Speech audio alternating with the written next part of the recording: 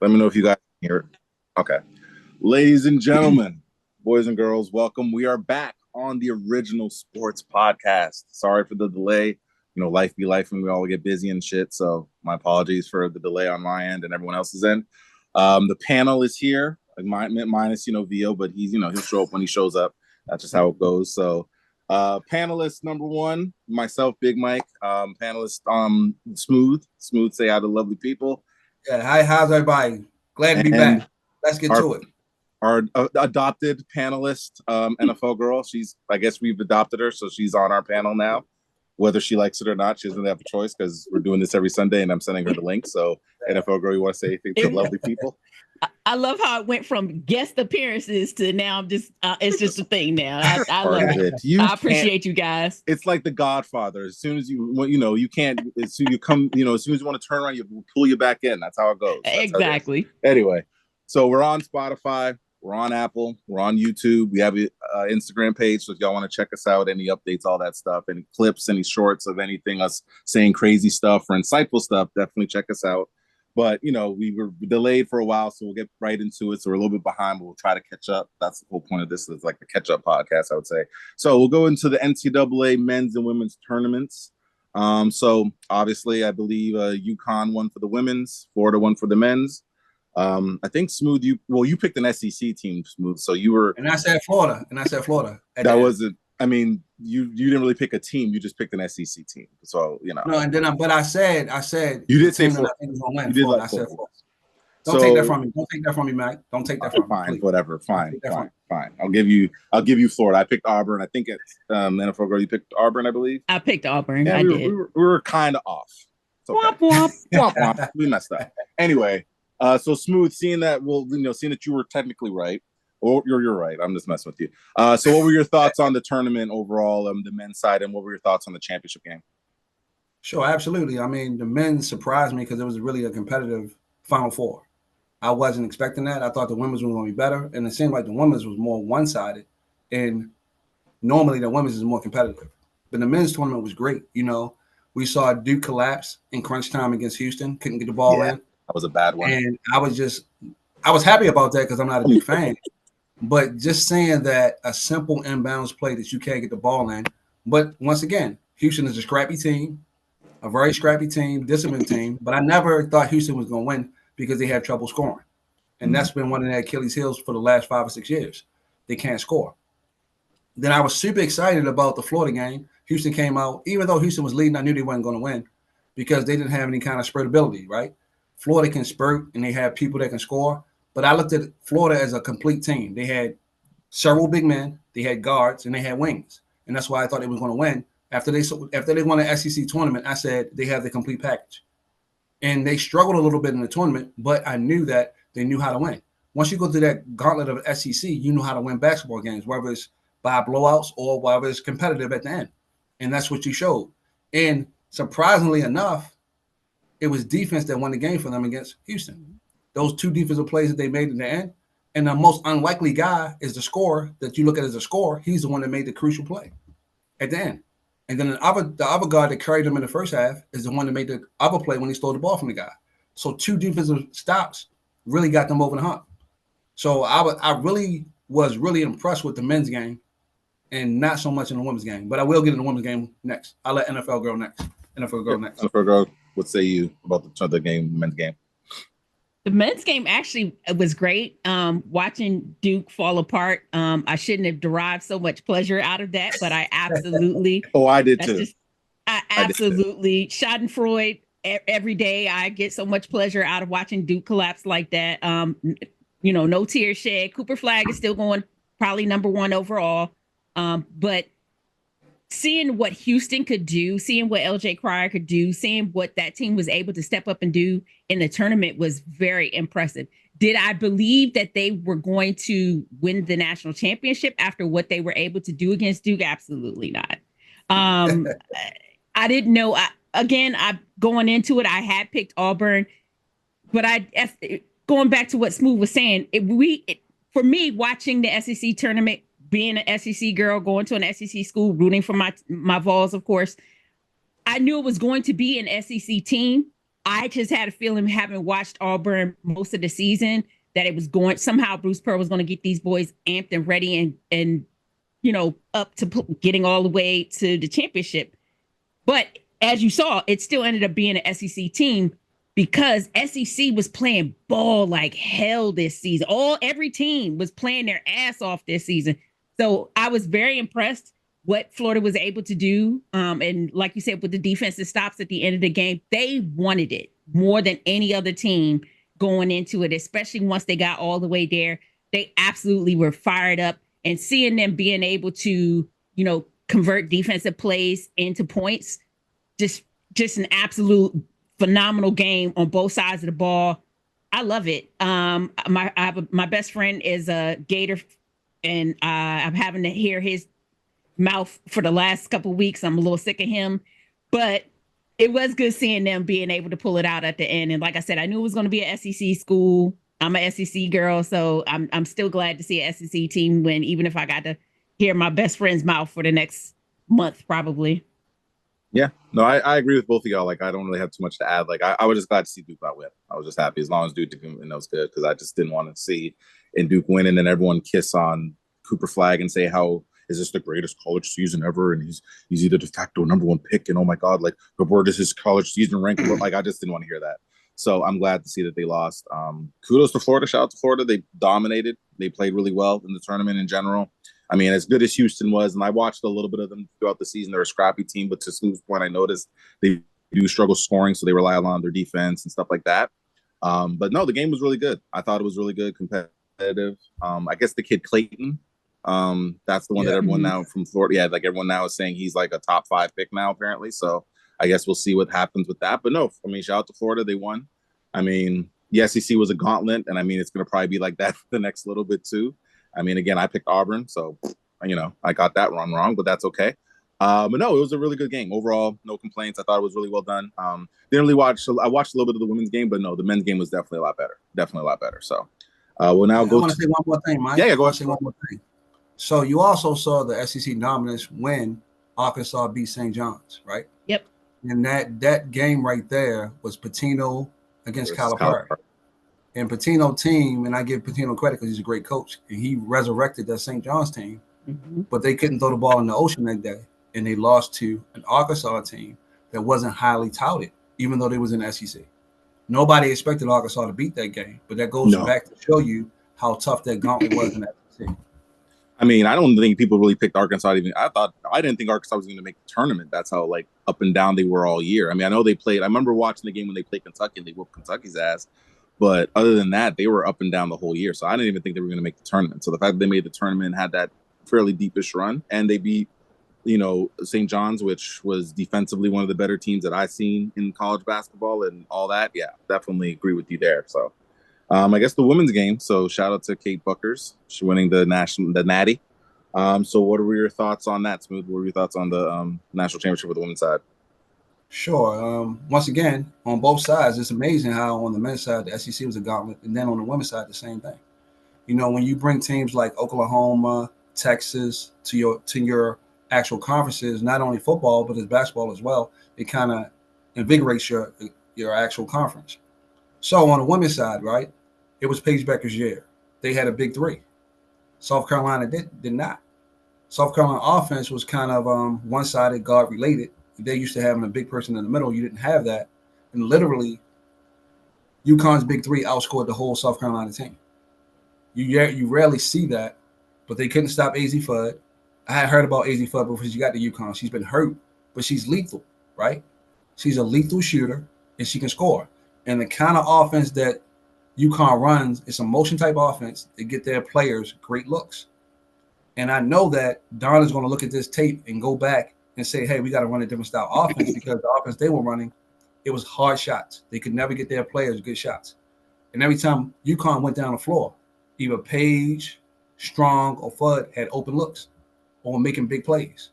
And I'll give Sarah Strong kudos because she looked so tremendous in this tournament, right? She didn't look like a freshman. Nobody looking on that floor would have thought she was a freshman. But she stepped up big time. I give Gino his props.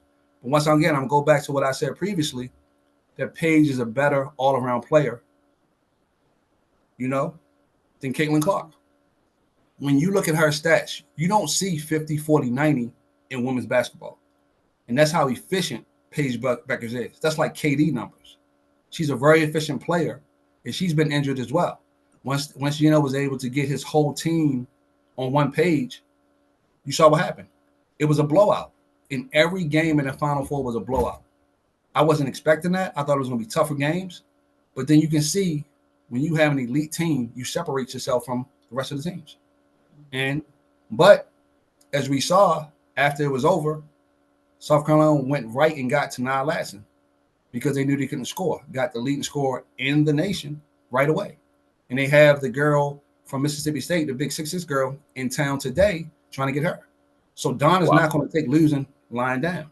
She's going to go right back at it, even though for Wiley transferred out, South Carolina will be back next year. But kudos to Paige Bueckers. I'm glad she won.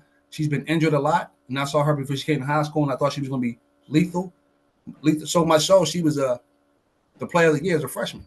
That never happens in basketball. Player of the year as a freshman, but she's been hurt. So kudos to UConn. True that. NFL girl, what say you? What were your thoughts on the women's game? Articles going in talking about Bueckers and what she needed to do in order to prove herself, there was always going to be this looming thing over her head if she had not won a national championship. It's like she's good, but she's not great. You know what I mean? She's dominant, but she's not that dominant because she never won a national title, which isn't fair necessarily, because there's been phenomenal players that just couldn't get over the hump because they didn't have an entire team around them. She had great players around her this season. She was finally fully healthy. That's another part you can't judge her for. She got injured. She's had massive injuries that have knocked her out for entire seasons. And so you can't judge her for having been out injured. The fact that she came back fully healthy this season, had other dominant players around her, and was able to put it all together with Gino coaching them and get all the way to the national championship game and play against a South Carolina team that was whooping ass this season or whatever. They had a couple of stumbles along the way, but to see the way that they were able to step up in that national championship game and the way that they just dominated on both sides of the floor against, Dawn Staley's team, just absolute chef's kiss. Congratulations to Paige for what she was able to do, for her to be able to get that national championship. I'm hoping that this means Gino will retire. I'm so sick of him, and I'm ready for him to be. I'm sorry, I'm not a Gino fan. I'm so ready for him to be out of women's basketball. Take that last title and see ya. Bye. And like I said, I'm so happy for Paige, and I'm so happy that she made it, into the WNBA. And congratulations to her, and congratulations to UConn for getting that title, even over a phenomenal South Carolina team. But like Smooth said, will South Carolina be back next year? Absolutely. Dawn is not going to take that ass whooping lying down. She will absolutely be back with that team next season. I can see them being able to come back and be right back in the national championship next year. Yeah, no, I agree. I think the whole thing with Paige too, and I think it's probably just the unfortunate thing of UConn being so great that because she's probably compared to all the other greats at UConn, that's the narrative that they're going to spin. Mm-hmm. You know what I'm saying? When you have someone like a Breanna Stewart who won like 4 natties in a row, won 3, you know what I'm saying? Like that's what the standard is now. So Paige, highly touted coming in, and she didn't live up to that. So then the narrative's going to be, did she underachieve and stuff? But she's still a great player. Like I've watched her play, and she's a great player. So, I mean, I don't have, like I said, anything more to add beyond that. But I love the game. I thought it was good. I mean, obviously, shout out to UConn. I agree with you, NFL girl. I think it's time for Gino to kind of, go out to pasture. You've done you won like 12 natties at this point. Like, what more do you need to do? I think you're good. I think you're solidified your I guess legacy, so to speak. So I think it's time for you to, move on, let someone else come in. It's almost like Jim Boeheim with Syracuse. It's like, bro, you coached like 42 years. Like at some point, just let some new blood get in there. You know what I mean? Exactly. So I think it's time for them to, move on from him. But no, shout out to Paige. I mean, I would assume that she's gonna be the first overall pick. She was the first overall pick. Yeah, so there you go. Yes. So the first overall pick. So shout out to her. Sure, she's gonna kill it in the NBA or WNBA, I should say. So I mean, I know Toronto's getting a team at some point. So hopefully, I'll be able to check out a game at some point. Also, there you go. I think she'd have been the number one overall pick if she came out last year. Even though I think so. even though the Caitlyn hype was what it is, I think she would have been a better fit for that team that Indiana had last year. You know, But she'd been a better right. fit. And really, but do you think with the hype I think the hype they would have probably still drafted Clark, even though to your point, I don't disagree with you. I still think with the hype they would have probably pushed Clayton Clark number one. I don't know, man. I mean, it's tough when you don't have to make that decision. It's easy. Decision. Yeah. You know. Yeah, but she was. The problem with Paige last year is she was still coming off that injury. That's and true. I always tell people when you're coming off a popped ACL or a torn Achilles or anything like that, you're not going to go as high in the draft because people are risking that you never live up to that full potential because of the injury. So I think her coming back and staying another year and putting it all on the line and winning that national championship was the deciding factor that was able to make, for her to be the number one overall pick. And I love that for her. Absolutely. I absolutely did. And then didn't she also sign up for Unrivaled as well? Yeah, she signed up for Unrivaled. But last year, you know how she played last year. She played tremendous. That team wasn't even picked to go to the Final Four. And it was one moving pick because Paige won't get that shot, and they'd have beat that team. They'd have beat Caitlin Clark in the championship. So you think if they'd have won that game and then she went to the national championship, it would have been the same narrative that she's still coming off that injury because they saw her in prime time last year take that team because they had Aaliyah Edwards. They didn't have a great team, and they pushed all the way to the Final Four. So if they beat Caitlin Clark in that game and she goes to the national championship, even if she loses, do you think still Caitlin Clark goes one? So here's the thing. The Iowa Hawkeyes team that surrounded Caitlin Clark was good, but not great. And so the narrative probably still would have been the same. So that's why I think that the way Paige and that team beat the holy dog snot out of South Carolina in a national championship this year, that really is what solidified it for me. It's like, it's not just that she beat them. She beat the dog shit out of that team. You understand? Like, it was not a question. Like, I turned it off. It was so bad. I was like, oh no. Okay, we're going to go ahead and turn something else on. It's my day off. Why am I even watching this anyway? Oh God. Yeah. Doing something else. Yeah. That's fair. Okay. So yeah, that's what I think was the difference. Yeah. That's fair. Okay. Yeah, I wanted to pick your brand on that, because even though Paige was hurt last year, she still got to the Final Four. Yeah. And if they didn't call that legal pick, I think she'd have hit that shot from the corner and they'd have went to the championship game. So I just wanted to throw that out there. So sometimes, people look at the moment, not the injury sometimes, and they saw her in the moment. That's why I asked you that question. Yeah. That's a good question. So right now, as we speak, NBA playoffs are starting right now. They started yesterday. So did the NHL. So did the NHL. We'll get to, don't worry, we're going to get to that. As you can see by my lovely costume. Oh, Lord. Yes. Costume. Yes, exactly. But we'll get to the NBA first because we'll keep on the NBA, the basketball theme. So yesterday, I think the Nuggets and Clippers played. Lakers and Timberwolves played. The Knicks and Pistons played. And the Pacers and Bucks played. I guess my initial question to y'all was, do you feel like, based off so far the bracket, do you feel like there's going to be any upsets? Do you pick anybody to upset? I think the Warriors will probably beat the Rockets. I'm picking the Warriors in 6. And I think Detroit will give the Knicks a series, but I don't think they'll win it. But I think if I'm going to pick an upset, I'll pick the Warriors against the Rockets. I don't know what say you guys. The NFL girl, I'll switch it up. NFL girl, do you have any upsets that you think might possibly happen, could possibly occur?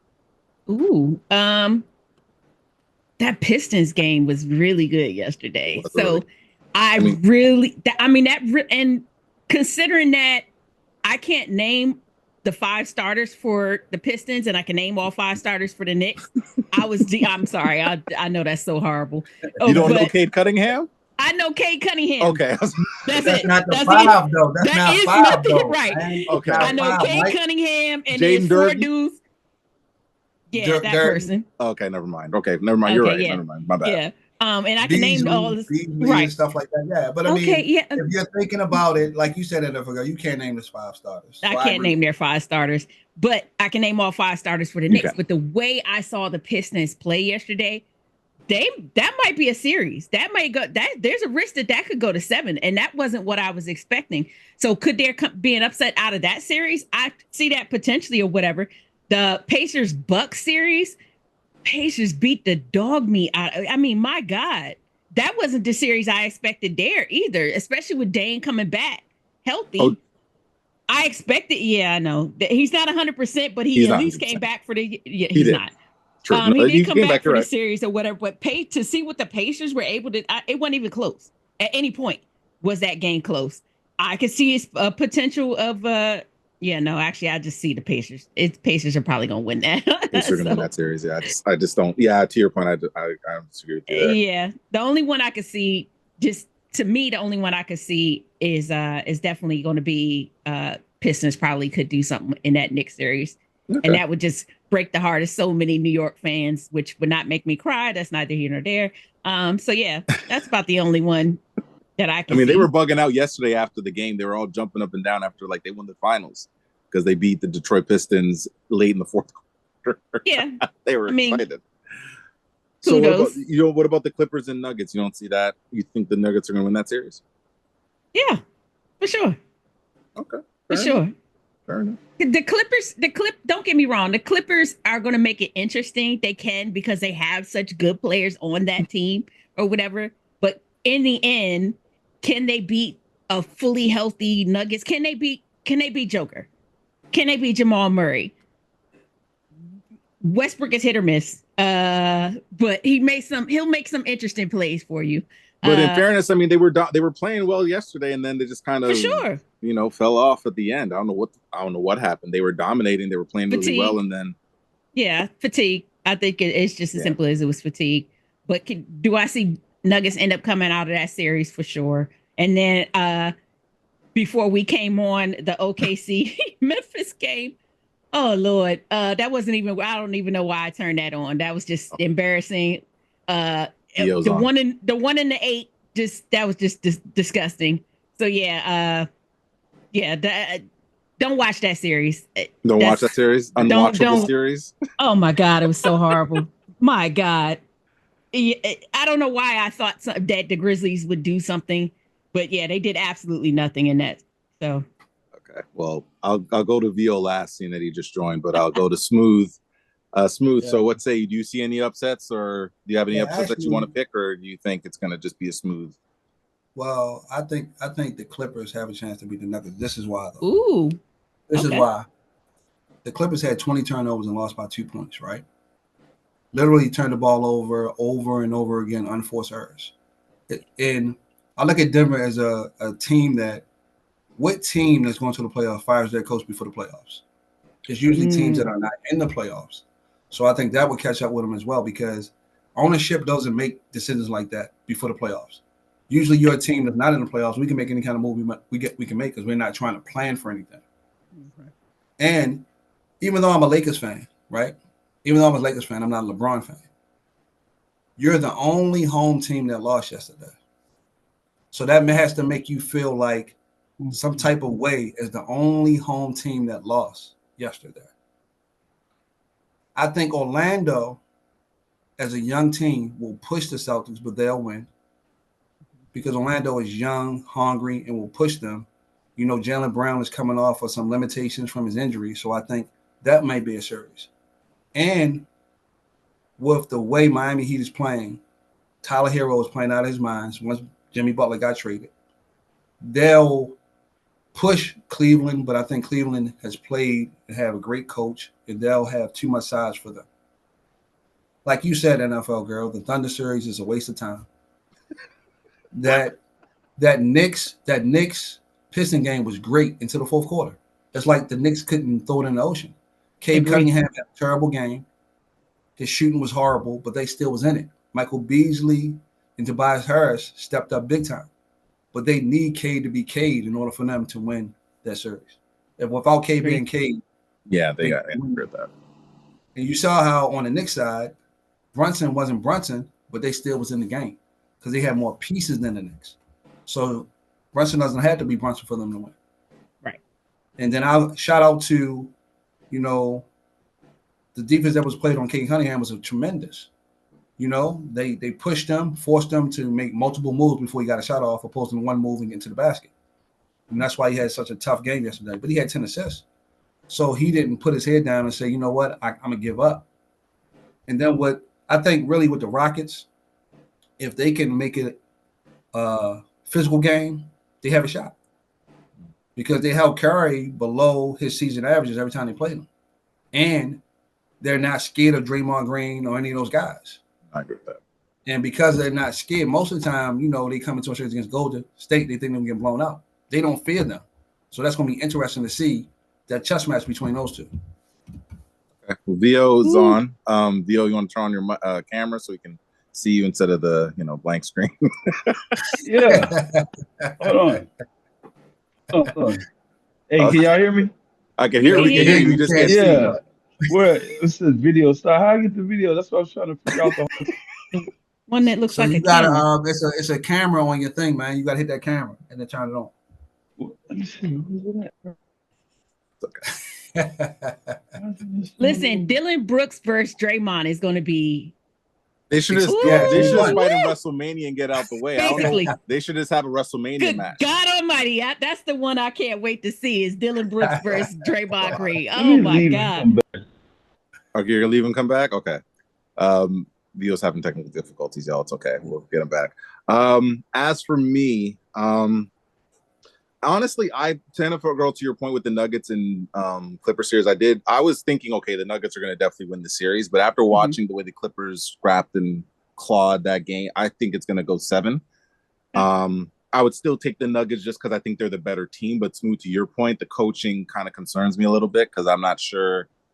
His philosophy was, we'll just give the ball to Jokic in the post. That was his that was his strategy. Yeah, that's not really a difficult strategy, bro. So I'm a little bit concerned about the coaching aspect in that because he's a young coach. Yeah. I think obviously when you're looking at the Orlando and Boston series, I mean both teams are really good defensively. I think they're the top 2 defensive teams in the league, so it's definitely going to be that. But I think Orlando struggles scoring. Boston's really elite with scoring, so I think that series will go maybe 5. I think Orlando can get a game on them at least. The Knicks series, I'm not going to be sad if the Knicks lose. I'm not going to front. The Knicks lost the series, be okay. Just to see New York Knicks fans bug the fuck out on camera like they've been bugging out since the series started. But I do think the Knicks should win that series. The Bucks and Pacers, I would still probably take the Pacers. I mean, the Bucks I love Giannis. Giannis is one of my favorite players, but I just don't think he has enough around him to beat the Pacers. I think the Pacers are just playing too good. To your point, Smooth, about the Heat and Cavs, I think that can be I think he can give them a tough series. Definitely think they can give them a tough series. I don't know if they'll necessarily win this series, but I think they can go maybe give them a game at least. Okay, hold on. I agree. I was trying to get in. And then, the OKC series, I'm not going to bother watching because why would I want to watch that series? I'll wait till the second round of the OKC one. So we're just going to avoid that one like the plague. There's Vio. There he is. The Lakers and Timberwolves, Smooth, to your point, I agree. But I guess my question to you, being the Laker fan, is do you think now that they lost game 1, you think that now they're like, okay, now we got to lock in? Because you think they were kind of coasting through the game 1 because those Timberwolves, they're the 6th seed, we should beat them? Do you think they're going to be locked in for the next game? Yeah, you saw LeBron get up there and say, we got to do this, we got to do that, we got to do this, we got to do that. So they'll come back more prepared next game. Not sure why you wasn't prepared the first game. It's the playoff. You should always be prepared. And that's why I think it should be a 5-game series, not 7. And then you wouldn't have these slow starts because then you're playing for something. 7 games in the first round makes no sense to me. It's a long, drawn-out process. Really, technically, the first round should be 3 games. That way you don't have no chance. You'll see more upsets. And you'll see a better brand of basketball. It was 5 games back in the day, right? It was. First series was 5. Yeah. But to me, change it all up because you're losing interest in the game. Make the first round 3 games.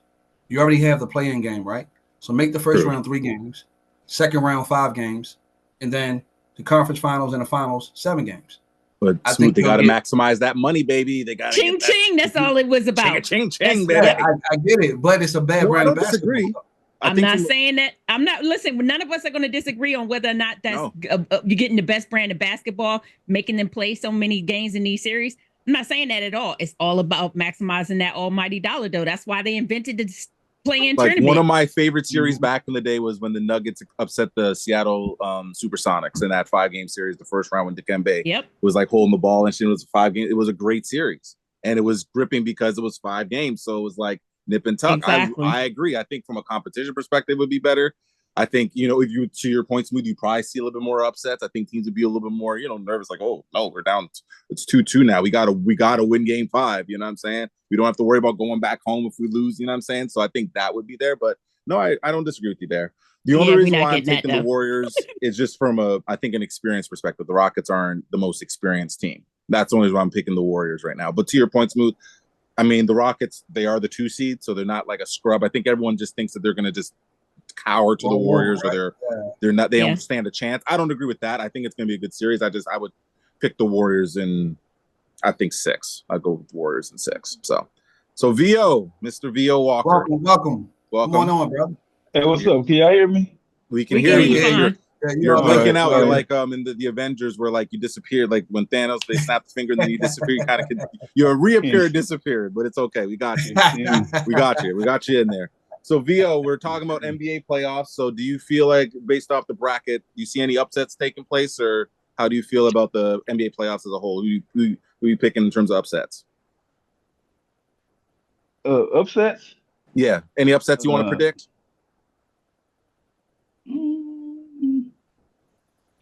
I don't really see none. Maybe what? Minnesota.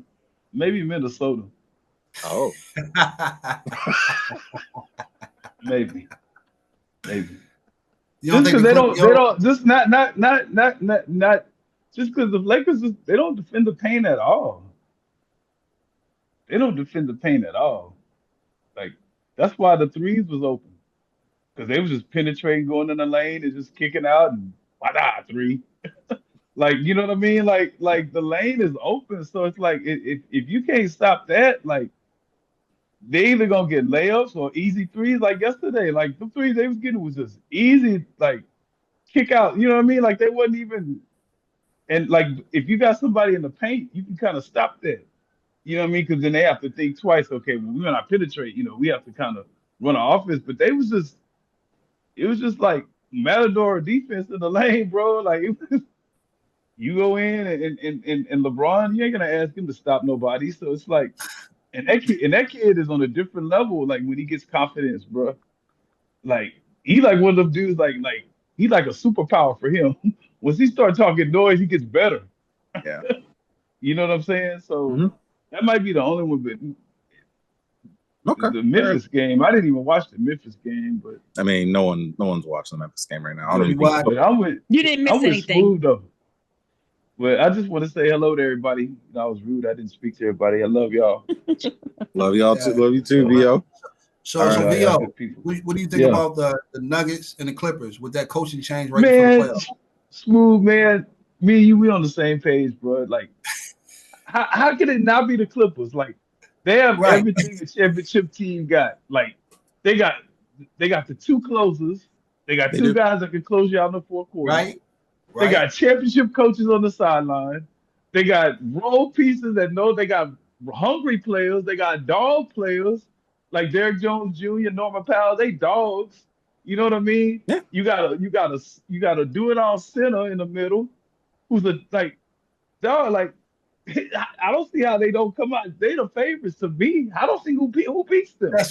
But that's what I'm saying, VO. Right? That's why we asked you for the upset, right? They had 20 turnovers yesterday. And it took a 3 from the corner from Russell Westbrook. A lucky-ass 3 from Russell Westbrook. How often is that going to happen? Oh, lucky-ass, broke-ass 3 from Russell. And what made me mad about him, he shooted like he just meant to make it. You know how like he be serving like he just hot. Like, nigga, you've been 4 or 15. He turned out like he just, I'm on fire, guard me. Watch me, I'm hot. I got hit my last 2. I just want to take one thing off the table in that series, though. You guys keep talking about that coaching change. The only thing with that is, okay, but let's think about back with what happened with the Celtics in the year that they won. Remember, they had to get rid of Ime Udoka in the offseason because of all that controversy. And Joe Mazzulla was still able to step up and take that team to the championship.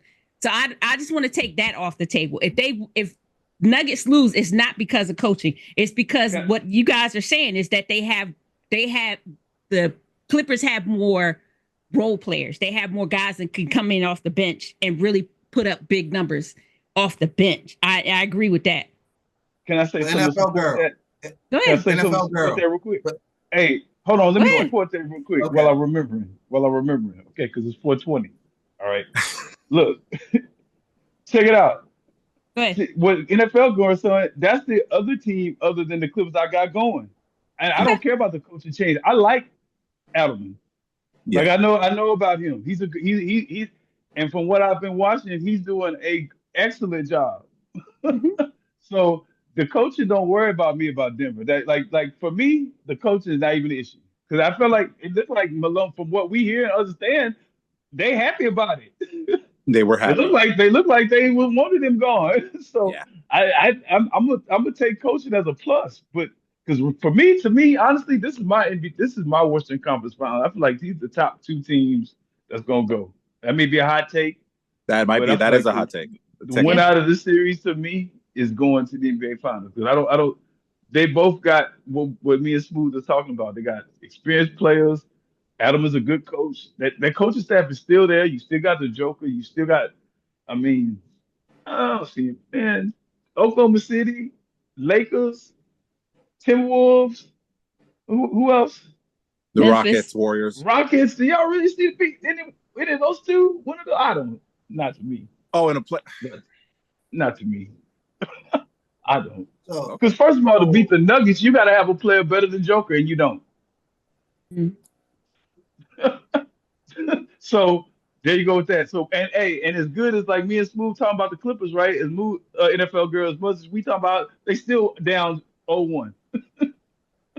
but they only lost by 2 points though. So that's It don't matter. and They still down 0-1 at the end of the day. that's true. At the end of the day, they Right. still down 0-1. So Yeah. to me, I don't see nobody outside the West beating these two teams. Whoever wins this series to me is gonna win. Because if the Clippers eliminate Denver, you don't have two players that can better than Kawhi Leonard and James Harden in the fourth quarter. You just don't. You don't. You don't. And And if James Harden's Nuggets, playing like a point guard. right, and if Nuggets come out of the series, you still got Joker and Jamal Murray. Yeah. Right. That's what That's I'm what I'm saying. Like Yeah. this is the series to watch to me. Yeah. Because It is. to y'all's point, because OKC they just have one guy. Yeah. They got one guy. And one thing about it, they second look. They I mean, we they just so gonna ignore dependent on Chet their Holmgren. second score. Chet's No, nice. because look, the Thunder, look, if you've been watching them, they so dependent on they go Shea. how Jalen Williams go. Cause Okay. Shea gonna get his. Shea gonna But get if his for sure. But if Jalen Williams is off or he's struggling, they still lose. And Chet's not like that go-to guy yet. They don't have none. They don't have no other one. They don't. So Chet's it's like still coming off the injury, right? Still trying to get back into the flow. Second year off that injury, yeah. Yeah. So, Yeah, and he got injured this year as well. He got injured this week He did. as well. He did. He was out for a coming back. chunk this year. Yeah, he hasn't ramped it up yet. I think Chad Holmgren could be a second scorer. Yeah, absolutely. He got to be healthy. He got to be healthy. And then just Lakers shit. You know that it's like no disrespect to Smooth because he's my homeboy. I love him to death. Right. Tell the truth, man. I don't care. But what makes them tough against the Clippers is Zubac gonna have his way with Jackson Hayes. He's too little. Too little. Yeah, they have no rim protector. They have no. He rim might protector. get 20 and 10 in that series. But that's why they were You trying know to make what I'm that saying? trade. But that's why they was trying to make that trade with Yep. Charlotte Mark to get Williams. to do Mark Williams. That was the whole point of that, and they vetoed it. So that's what they were trying to do. That. Bro. He is so nice. underrated. I feel like Zubats. Yeah. Man, he's so underrated. And then they But got if they Jeff got Van Mark Gundy over Williams- there with Tyrone Lue. Are you kidding? But You ain't- if they got Mark Williams, it would have been better than Jackson Hayes. Mark Williams. Yeah, would for have- sure. Agree. Yeah. Agree. For sure. I'm not gonna definitely argue that. Yeah. For sure. Mark Williams would have been a nice piece for sure with them. But like, as I told you though, Mike, Giannis coming to LA next year. I told you they're gonna put all the pieces around LA. Watch what I tell you. Watch what I tell you. You think they're gonna Man, leave did y'all Luka there with see- nobody? Watch what I tell you. Look, and I'm gonna tell y'all another team. Oh, I'm gonna tell y'all another team I do like. Y'all gonna laugh at me. Go ahead. There was one more team. I like what the Warriors are doing too, because they got two dudes that can close you out in the fourth quarter too, and they don't get in each other's way. They don't get in each other's way the way they score.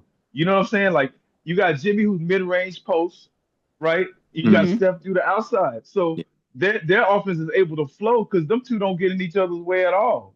and Steph can go sit down, and you got Jimmy to facilitate while Steph gets a break. You know what I Yeah. mean? You know the Steph's been energized since that trade, bro. Agreed. You know what I mean? It's like and Jimmy's a better defender than Clay or anybody they got on that team right now. Yeah. Okay. So that helps. Yeah. I agree with So that. that's another dark horse team I got. But them the three. Them the Those, three to me. those are three. Okay. Yes, sir. All right. Fair enough. I love y'all, man. Thanks for letting me. It's okay. Oh, You were man. late. It's okay. You're forgiven. Yeah. It's Easter, man. It's Easter and 420 and all this stuff wrapped in one, man. It's like, damn. All right. Okay. Fair enough. All right. So we're gonna Wrapped in switch. one, y'all get it? Yeah. We got you. All I right. So we're got gonna you. switch gears a little bit. We're gonna talk about NFL girls college team, the Tennessee Volunteers, and Oh God. the news that made the rounds in terms of their former starting quarterback, Nico. I don't know. I can't pronounce his last name, so I'm not going to butcher it. So I'm just going to call him Nico for the rest of the damn podcast.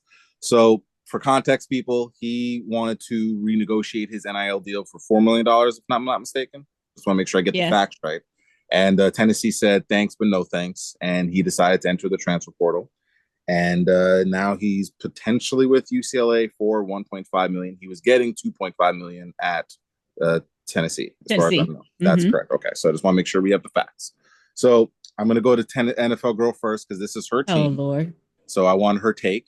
So as soon as I found out this story was breaking, I had to find out NFL Girl's feelings on this. Not because I revel in her misery. That's not fair. Yes, you do. That's kind of. But I also wanted to know, as a Tennessee volunteer, fanatical fan, her alma mater, how do you feel about this whole Nico mess or situation?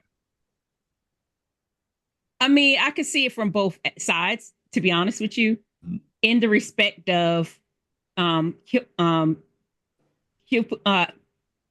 coach came out and said, Heppel, thank you, came out and said that no player is bigger than the team, you know, and I can respect that. I understand what he's trying to say. Like, we can't turn this into where every year the players are trying to renegotiate their threatening to leave and renegotiate their deal every year.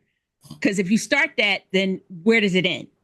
You know, the quarterback renegotiates his deal. Now your starting wide receiver is like, hey, how come he, right, or the tackle or whoever, it comes back and it's like, hey, you bumped him from 2 million to 4 million. What about me? You know, look at my stats from last year. So you could start a vicious cycle there. So I get what the argument on behalf of the school is. Saying that, I also get players pursuing the most money that they can while they're in college. I always try and tell people, remember, the conversion rate of college players to the pros is only 1.5%. Meaning out of these, 30,000 players that are playing at the college level, right? Only 1.5 to 2% are ever going to make it to the pro level. That's in basketball and football. Do you understand? And saying that, even worse. Basketball is even worse. Do you understand? So you understand what I'm saying? And so I understand them wanting to maximize as much money as they can while they're still in college or whatever, because a lot of them aren't going to make it to the pros. So if somebody is willing to pay me more money and, you know, to go to a different school, or I go to my team and they're like, yeah, we're not going to pay you more money. Cool. I'm entering the transfer portal and I'll see if another school will pay me more money. I get why they're doing that. Is because, again, that whole playing for free shit, them days is over. Nobody's playing for free anymore because guess what happens? If you blow out your knee and can never play again, they can drop you off your scholarship. You're not going to be able to finish your schooling. You're not going to be able, unless you find a way to get another scholarship or whatever, but you're not going to play again. And so that ends up ruining a lot of kids. So them days of playing for free, they play for the love of the team. No, the hell I'm not neither. I'm playing for the cash. You understand? So I get the argument from both sides. I do get the argument that Nico's trying to make on, I feel like the way I played this past season, I deserve more money or whatever. And I also get what the school is trying to say is, if we start here with you, where does it end? Then we end up paying you guys. Exactly. Box. You start opening a Pandora's box. And we still aren't because we're still limited on the NIL shit. We're still limited on how much that they can pay. Again, I'm of the argument that a lot of people are making. They should be revenue sharing at this point. I get that they don't want to do that because then that start cutting into their billions of dollars that they get, whatever. But if they did revenue sharing, then this wouldn't be an issue. If they were getting part of those television contracts, we wouldn't have this as a problem. But they're still trying to deny that this is, pay for play type of thing. Yeah. They still want to keep that, oh no, it's just the NIL shit or whatever. No, it's pay for play. You want me to stay here, pay me. So again, I get Nico's argument. I'm not mad at Nico for trying to go after as much money as he possibly can. I'm disappointed that he's leaving or whatever, because Nico put up a hell of a season for us last year or whatever. So I'm sad to see him go, but I understand Nico's argument as well. Okay, fair enough. Smooth, I know you're a little bit of an NCAA aficionado. So what say you on this topic? What are your thoughts? So basically what it's turning into is free agency, right? You're going to need a general manager at your school location in order to understand free agency and how the stuff is materializing. My only thing with his move is you're making less money. Why not just stay at Tennessee? And then the taxes that you're going to pay in California is going to eat that money up. I would have stayed there at the 2.5. And the thing is, what they need to do is give them money for their jerseys that are selling, right? If they give them that money from their materials they're selling because they have an NL brand, and that brand is going to force people to recognize them. If they just got the money from the jerseys, they'll make more money as well. All these games they're playing in these other places. But like you're saying, NFL revenue sharing, they're gonna golf at that because it's too much money, right? Exactly. Those TV deals Tennessee has, with all those boosters at Tennessee, y'all can pay them whatever y'all want, really, right? Because that fan base and all those people that went there, y'all can pay them whatever you want. It was a conscious decision by him. And once Tennessee said, no, we can't do it, even though he got less, he felt like he got accomplished something. But what are you really accomplishing going to California? One of the highest tax places ever, right? So you go there, that 1.5 is going to look like 750,000. So what are you really doing? But that's what this free agency thing is changing into. The NFL transfer portal is really like free agency. You have a 1-year contract when you go to these schools. That's all you have. Yep. If you don't get what you want, these kids are spoiled and they leave. They need to fix it to saying you only can transfer one time. If they do that, you'll stop some of these transferring. You shouldn't be able to transfer 4 different times. You limit it to you can transfer one time, and once you just transfer, you can't transfer anymore. That would kind of like stop all these players from trying to do 2 and 3 transfers. But like you said, NFL girl, they're not going to make it to the NFL. So you got to maximize your potential and the money you can make. That's why name and likeness and all this other stuff is put in place. And I agree the kids need to be paid. And I agree that transferring right now, the portal is great for some, but the way the portal is constructed is not the right way for it to be in the NCAA. Now, because what you have is a person like your quarterback, I play great. Now, I want to be offered to the highest bidder. That's not college sports because it's not about education anymore. It's about money. Not one time have they talked about education in none of these talks. Portal. Where's education when education is supposed to be at the forefront of going to college? It shouldn't be all based on how much they're getting paid to go to this college. So that 4-year education or whatever the schooling they're trying to get, even though that's going to be the backbone for most of these people that don't play, they're not even concerned about that. They're concerned about how much money they can make. So much so, even on the women's side, Aaliyah Chavez told LSU, you're going to have to pay me $1 million. And LSU said no. So she went to Texas Tech.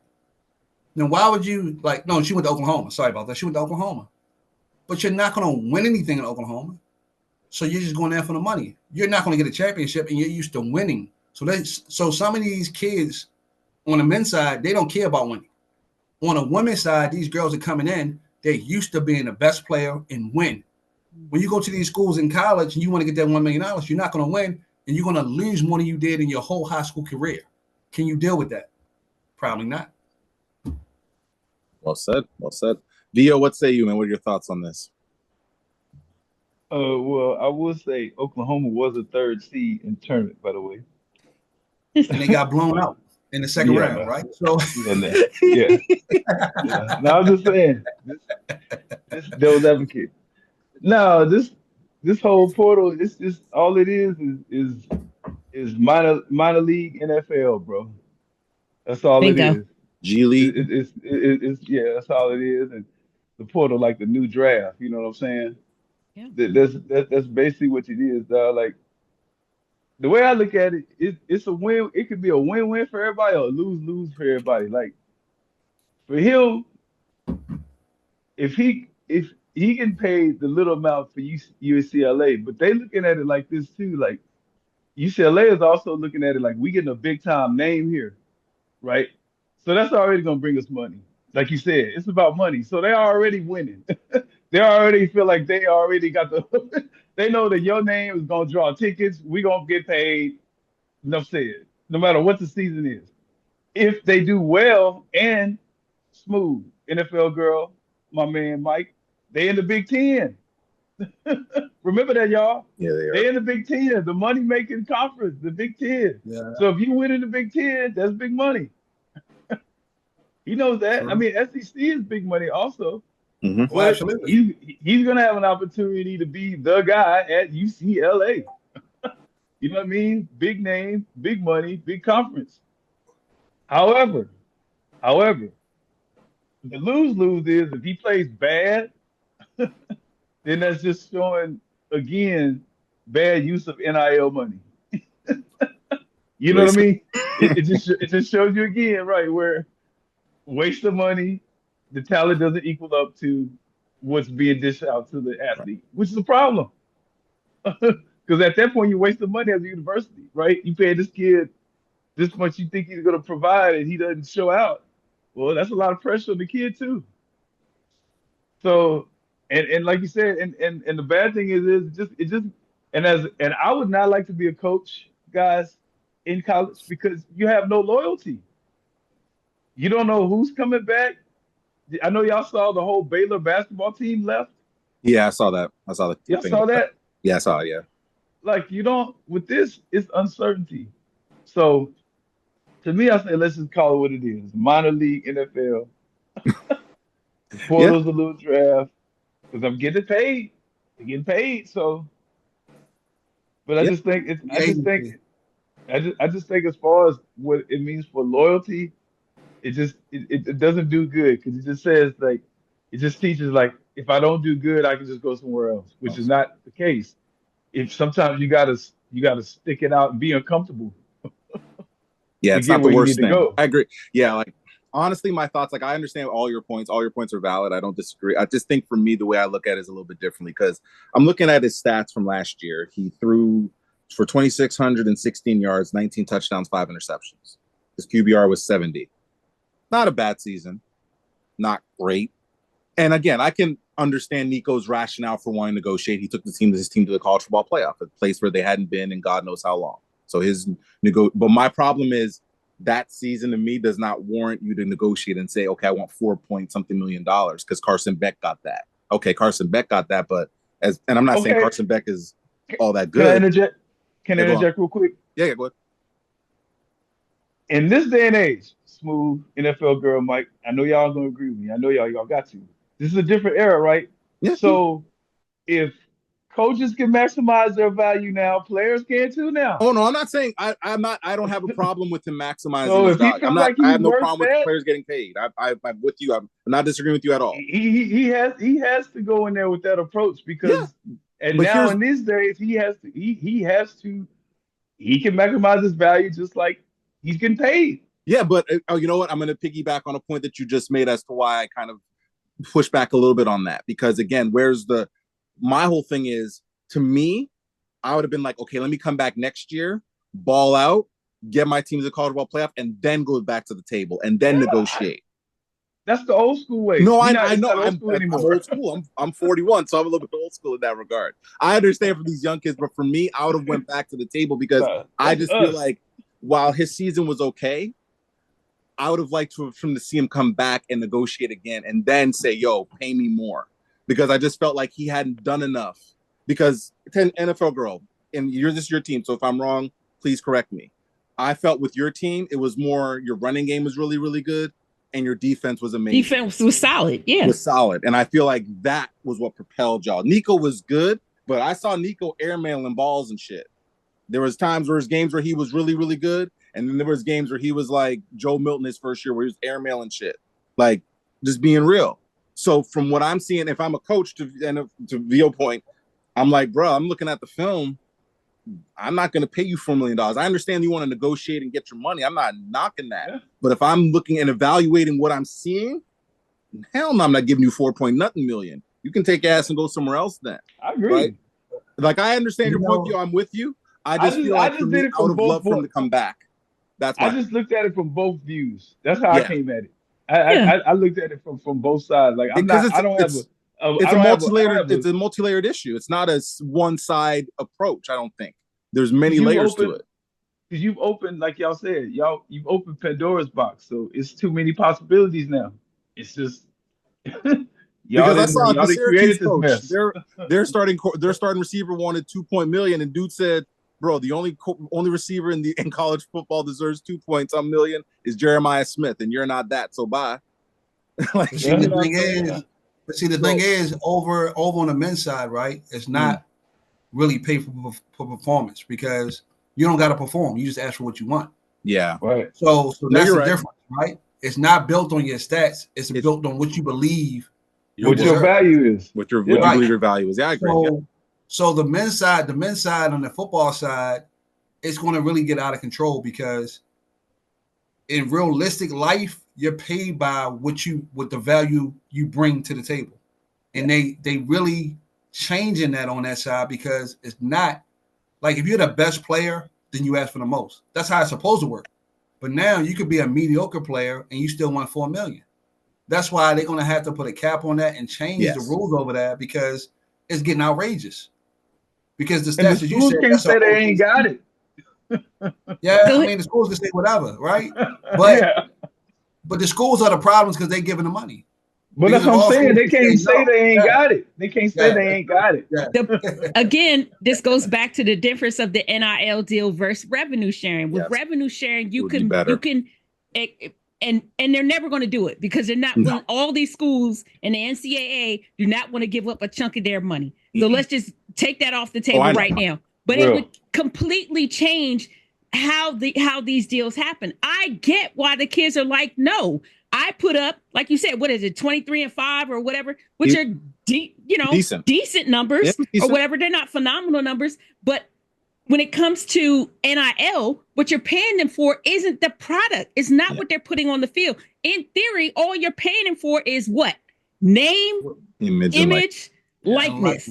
That's it. You're not paying them for the product they're putting on the field. If you're doing revenue share, absolutely you could say, well, what if you put out there? Show me what you put out there that you feel that you're worth $4 million. That's why, because that's how they do it on the pro level. Yeah, on the pro level, it is revenue sharing, and that is what they're basing it on. That's what I'm saying. They got the advantage. They could like go in there and say like look at Arch Manning, right? Like before he even played a game at Texas, he can come in and say, "I want $6 million." My name is Arch Manning. Manning, you probably got 4. Yeah, Manning. You know what I mean? He's probably got $4 million already. I already got a deal. You're right. You know, Cooper Flag. Look at Cooper Flag. You know what I mean? He came in. Look, I already got to deal with Gatorade and New Balance. You know what I mean? Like I'm already like in. Like what value? What can y'all? What can y'all pay me? I bring Duke value. People gonna watch me when I'm here. Exactly. You know what I mean? And I do agree, Vio, to your point. I think a lot of the pushback is because we're looking at it from an old school lens. Yeah. So it's a little bit jarring for people. I agree with you. Yeah. We all agree. I think all 4 of us are saying the same thing. Yeah. We want these kids to get paid, Absolutely. right? We're all 4 of us are saying the same thing. We're not against the kids getting paid. We're not against the school saying we're not going to pay you that kind of money. We just haven't figured out what is the proper answer. Because if you're only a mediocre offensive tackle, why in the holy fuck would I pay you $6 million a year? No offense. I'm saying you might be the best offensive tackle in all of college football, but $6 million is a lot of monkey ass money. So that's what I'm saying. Like, what are you putting out on the field? Right. But that's not what this is based upon. You're right. So we got to figure. There's got to be a proper way to do this system, and unfortunately, they haven't figured it out yet because they refuse to make it a revenue share thing. They've absolutely said that's not on the table. So what are we going to do? $6 million? I'll be like, who you know? Taylor Swift? Is that gonna bring us revenue? That gonna bring us you a Have Taylor Swiftie? Swift concerts Yeah, you gonna be every a 6 Swiftie and months. bring all them over here in this stadium? We're gonna get paid and make this 100,000 filled up every week. Then yeah, of course. Right. Come on, you know. No, Like you said, you're not wrong. you can't just ask for that. Like, but that's kids. That's what they think though. Yeah. That's they thinking. Like we think like this because we logical. Like me and my homeboy, we was talking about that earlier. Like thinking's not like that anymore. It's more I like zombies. Social media killed that. Yeah. Yeah. Yeah, because Nico, to your point, like, and I mentioned, like, Nico saw Carson Beck, who was an average quarterback at $4.5 million at Miami, and he's like, "Where's my money?" Yeah. And again, I get it. Me, yeah, Go of and course. listen. If you feel like you can get more money going to another school, absolutely. I'm going to tell you, go pursue that money. But I understand when the schools are like, go pursue that money. We're not paying you that money. Yeah.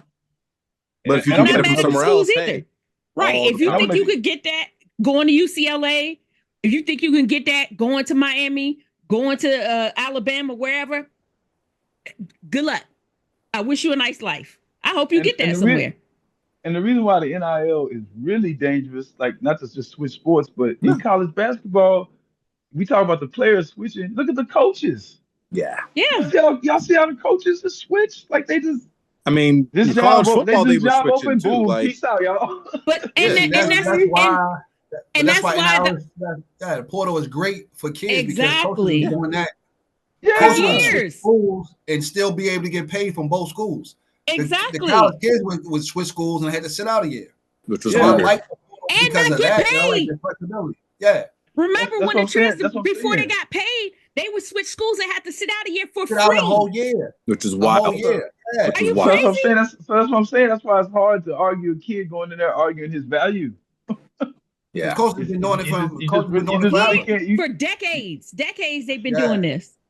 So And I always thought it was crazy, unfair. though. I'm like, how can a coach switch and not have to sit out, but the kid got to switch and had to sit out? That ain't make any sense. Exactly. Yeah, like Joe The Burrow coach sat get out a paid. year. Dude, look at Kyler Xavier. Murray The sat coach out a getting year. paid twice. The coach getting what's the paid guy- twice from the school he left and the school he going to. Exactly. What's the guy from Xavier? From- He been on a lot of coaches. He used to coach Sean Miller. Sean Is Miller, that his yes. Yeah. Dude, they beat Texas. And Texas said, "Yeah, we'll take you." Yeah. And fired they do. Fired they do and say, "Yeah, we'll just go ahead and take you since you beat us. Go ahead, come on." Sean Miller's like, "Cool." Xavier like, "What?" What? You know what I mean? Like it's like no loyal. You can't preach loyalty to the kids when coaches doing that. Yeah, that's why That Michigan, part. for example, that's why Coach- we signed Dusty May So like there's a right coach, like BO. before the season. And There's a coach, you at Xavier, right? Yeah. And Texas knock on your door. Texas is a different kind of program than Xavier. yes. That's why I can see if a coach is leaving Xavier and going to Evansville or something like that. I'm gonna do it. I'm not saying I'm not gonna do it. I'm gonna do it.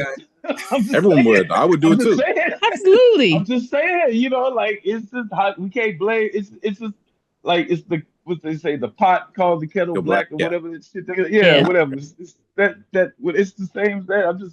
It's just hard because like I said, like NFL girls said, you open up a lot of questions and unanswered questions. So you just like doing shit without a plan.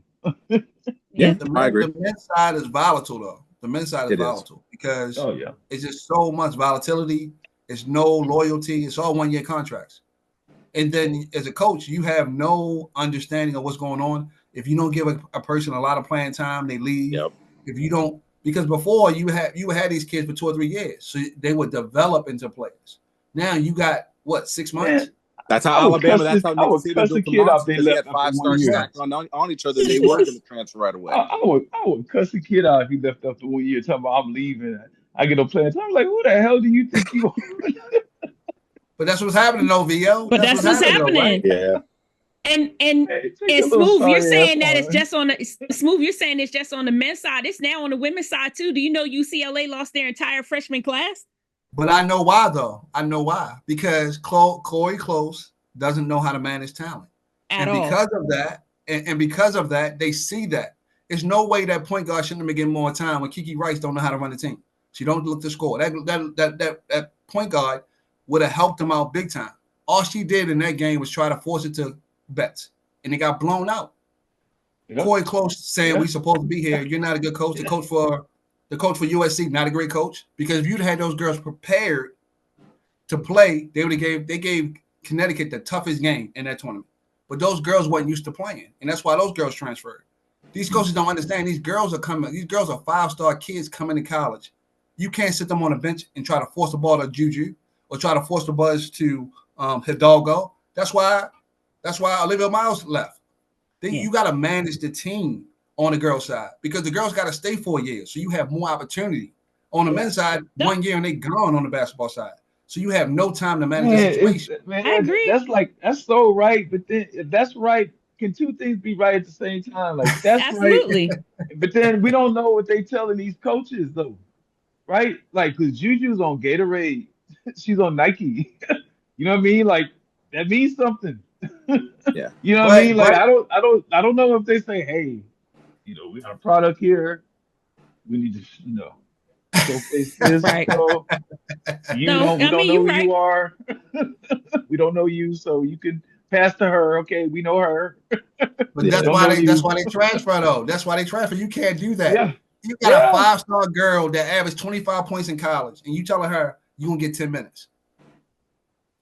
Yeah, that's not gonna work. Man, that's how I used to be in AAU, man. Used to be a guy that everybody liked, and everybody felt like they was good, and ain't nobody passing to them because they feel like they good. And everybody like, no, you need to pass him the ball.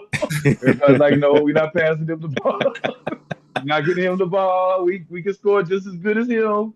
Yeah. Even to go back to the Nico thing, like I also think too, another thing that I think people aren't thinking about is the fact that he's probably getting bad advice. He's probably being advised wrong too, maybe on whether to transfer or not too. Like I think there's probably because you think about the money, they're thinking, hey man, you can transfer shit, you can get 4.5 million, you go somewhere else. Everybody's and selfish. I just think these adults also that are advising these kids are also doing them a disservice too, as well. Yes, the kids sure we can put the responsibility on them, but we also got to put some responsibility on these damn adults as well. All right, so actually, speaking of someone who doesn't have to worry about getting paid, give you $6 million. Yeah. So we're going to talk about, we're going to go across the border and talk about my guy, Vladimir Guerrero, getting his long-term deal, thank God. And we'll talk a little bit baseball. So so I'll start with my guy, Vladdy, finally getting his deal done because me and Smooth were on the first pod and I bugged out on ownership. And I stand by every word I said about the Jays ownership at the time because they had dicked around for 3 years and not signed this man. And I said on halftime on the lovely chat room that we met on that the balloon payment was coming. You need to pay him now and not wait until he's a free agent and you dicked around and now you got to pay him $500 million. That's on them. But congratulations to Vladdy. Good for him. Happy he got his deal. Now we got to sign everybody else who fill out the roster. So I know we all have different teams, which is interesting. I mean, Smooth, your team's the Cincinnati Reds, which I thought was very interesting. I want to know what made you decide to be a Cincinnati Reds fan, considering that you're from the DMV, you have Baltimore, and you have the Nationals, but yet you're a Cincinnati Reds fan.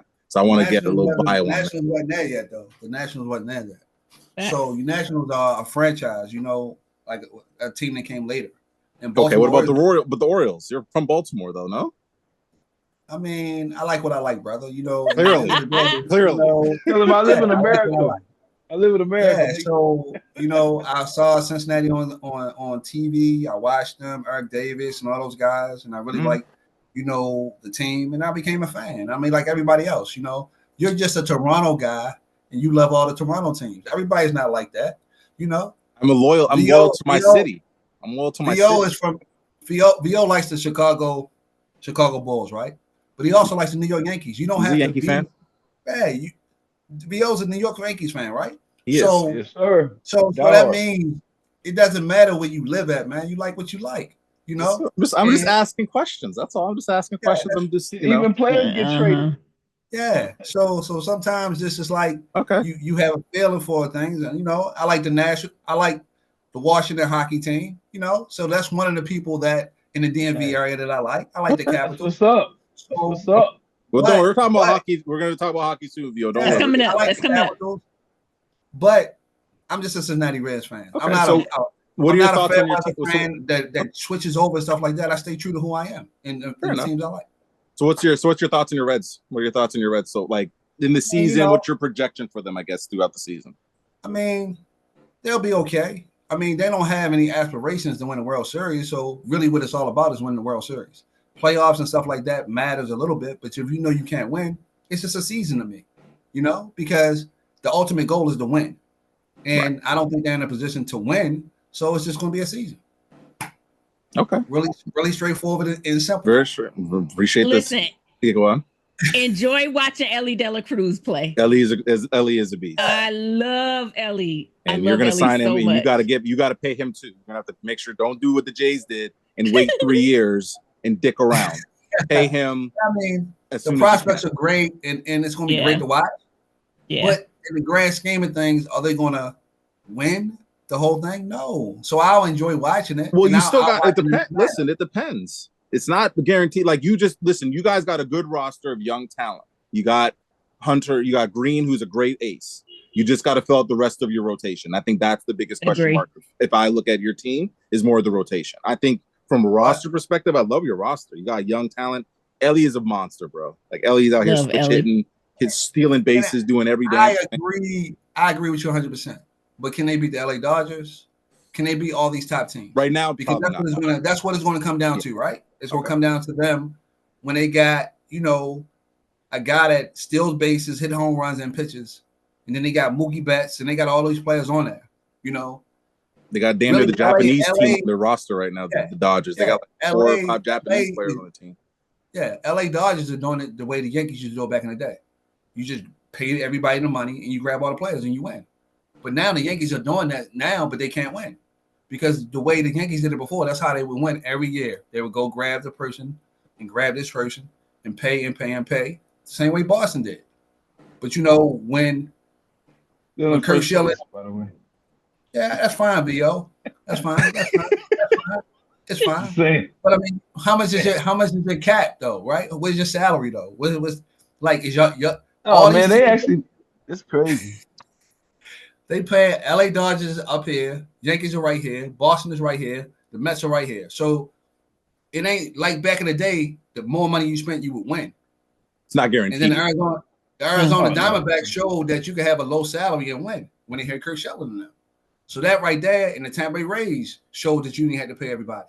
So I think the baseball has changed, even though LA Dodgers is really paying everybody and winning, finally. But I think right now you don't have to be the highest salary to win. And that's what it was back in the day. That's fair. All right, Vio, you're the Yankee fan here. So, one of the more y'all see us on SportsCenter every day. Y'all know what we're doing. What happened? What are y'all doing? He said we see him on SportsCenter every day. Y'all see us on ESPN every day. Y'all know what we're doing. What are y'all doing? Man, look. I don't watch ESPN. We just let people know, dog. When you leave the Yankees, dog, you're not doing nothing. Juan Soto left, dog, and we still in the same place we was when he left, dog. We on top, dog. And you know what? We've gotten deeper. We've gotten better. We got more versatile. Jazz Chisholm is a star. If you don't think so, something wrong with you. You know what I'm saying? My boy Devin Williams, the closer, he's a dog. Nice. Yeah. Volpe, Wells. I mean, come on, y'all. Come on. Do I need to say anything else? NFL girl, what say you about your national? Stole Max Fried in the offseason. Max Fried was a good signing. I'll give you that. You know what I mean? Like Bellinger was a good signing. Cody Bellinger and got his again. You know what I'm saying? Cody Bellinger got his mojo back. Dog, it's Yankee baseball, baby. So, in other words, Vio feels very confident about his Yankees. He absolutely does. He thinks it's going to be the World Series. It's going to be Dodgers Yankees again. Clearly. You think it's Dodgers Yankees? Man, don't bring that heartache again. Okay. Clearly a soft spot. Man, bro, what are your thoughts on your Nationals? I know they're a young team, but what are your thoughts on your team? Kind of this right now, kind of where they are, and then where you project them? They're going to be terrible this year. I mean, I've accepted that that's just where they are right now. They're rebuilding. They've been rebuilding for the last few years. They don't want to pay anybody. I get it. They do have some good prospects there, like we talked about before we came on air. I love James Wood. I love Abrams.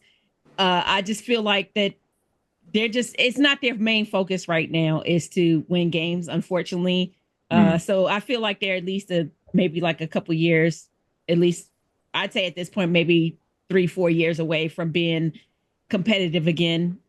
And that's fine. You know, I'm still going to love them. You know, I still rock my Nationals jersey out here or whatever, and get clown for it.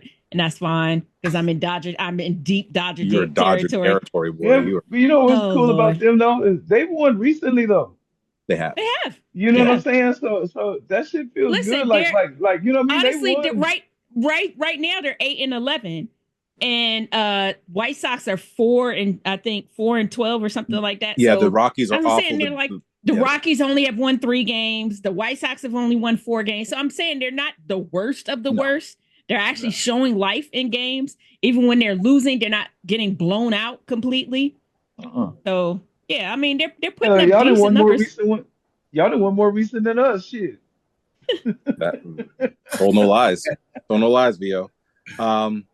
So for me, I mean, obviously I'm a Jays fan. I mean, Vio, you're only up 2 games on us right now in the AL East. I'm just wanted to point that out. So look, man. Whether it's June or October, we're gonna be on top. Don't worry. I know we got a long way to go. Obviously, I'm just you know what I mean. Look, very long way to go. But like with my team, I don't know. I mean, Vladdy was a good signing. I'm happy that I think it would just been a distraction the whole year. It drove me nuts. They're going to be asking, well, what are you going to do with Vladdy? Are you going to trade him? Are you going to keep him? What are you going to do with him? And I just think realistically, the Jays had no choice because you're not going to trade Vladdy in the middle of the season because you're not going to get anything like a haul for him because he's in the last year of his deal. So you were kind of in a situation where you just should have just signed him from before. In terms of I like our rotation. We still got to fill out. I mean, if we're going to compete, we're going to have to fill out the roster. But I think the reality that the Jays are in now, and I hope they've realized it, is that we're going to have to pay to win. We're going to have to sign guys. We're going to have to probably overpay to get guys to come here because Toronto is not exactly the most bustling city that people want to come and play. Like, people like to come visit here, but living here and playing here is a little bit different. Like, young kids want to come here. Scotty Barnes loves it here. Austin Matthews loves it here. But, like, getting a free agent, a high price, like, because we tried to get Juan Soto, didn't work. Tried to get Sakai from the Dodgers, didn't work. We somehow tried to get Shohei for some reason, didn't work. You know, so we're not going to get those high market guys. So we're going to have to really draft well, make timely trades, and then if we're able to, then hopefully sign those players long term. That's kind of how we're going to have to fill out the roster. In terms of this year, I mean, I kind of still projected us to be 3rd in the East. We're 2nd in the East, so they're kind of exceeding my expectations slightly. I don't know if that necessarily means anything right now. We'll see if they're able to sustain that. They've played okay so far. I mean, like I said, the pitching's been good, but I mean, right now I still see them as a 3rd team because I think the Orioles will probably get fired at some points. I know they're struggling right now, but I think the Orioles are going to probably go on a run. The Yankees are still the Yankees, and the Red Sox are just whatever. The Rays they're playing in some minor league stadium, so they don't mean shit, so they're whatever. But yeah, I think with the Jays, I mean, hopefully this can, going forward, hopefully this will be able to keep Bichette because we need Bichette. As much as I love Vladimir Guerrero, Bichette is our guy because right now Bichette is 2nd in the AL in hits behind Vio's boy, Aaron Judge. So we need him. So we need to sign him. So Jays, get on that. I know you signed Vladdy. Find some money somewhere under your little blankets or pillows and pay Bo Bichette as well because we need him as well. So I'll leave it at that.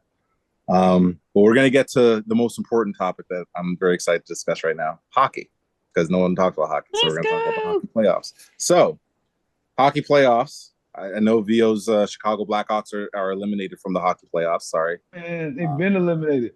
I know. I'm just talking shit. I'm just being a dick. But you can still pick. I sent you the bracket. So if you wanted to take a look, you can peruse that. So me and NFL were briefly talking about our picks. I'm going to let NFL Girl go first on who she's picking for the Stanley Cup. I already know one of the teams she's going to pick, so that goes without saying. Actually, before I go, congratulations to Ovechkin for breaking the scoring title. Sure. Congratulations. Did his thing. I can't, it couldn't have happened to a better guy, one of my favorite players. I love him over Sidney Crosby. That's a hot take in Canada because people might take me out of Canada for saying that. But yeah, I said what I said. Yeah, I don't know. Sidney Crosby used to just get on my nerves. And Ovechkin, I just love the way he used to hit people and then score goals. So shout out to him. But NFL Girl, I'll let you go. So who do you have representing in the Stanley Cup? If you have to pick?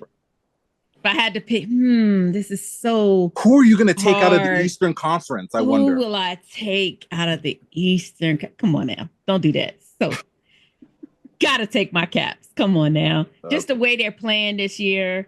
Not even just talking about the way OV played, who finished the regular season with 897 goals in his total of his career and everything. Just a phenomenal season for him. Tom Wilson and what he's been able to do defensively this season. They have looked really, really good. Are they going to face some tough competition? Only team that really there's two teams that really concern me, and that really is probably the Lightning and the Panthers in that series, because I can't even tell you who's going to come out of that series.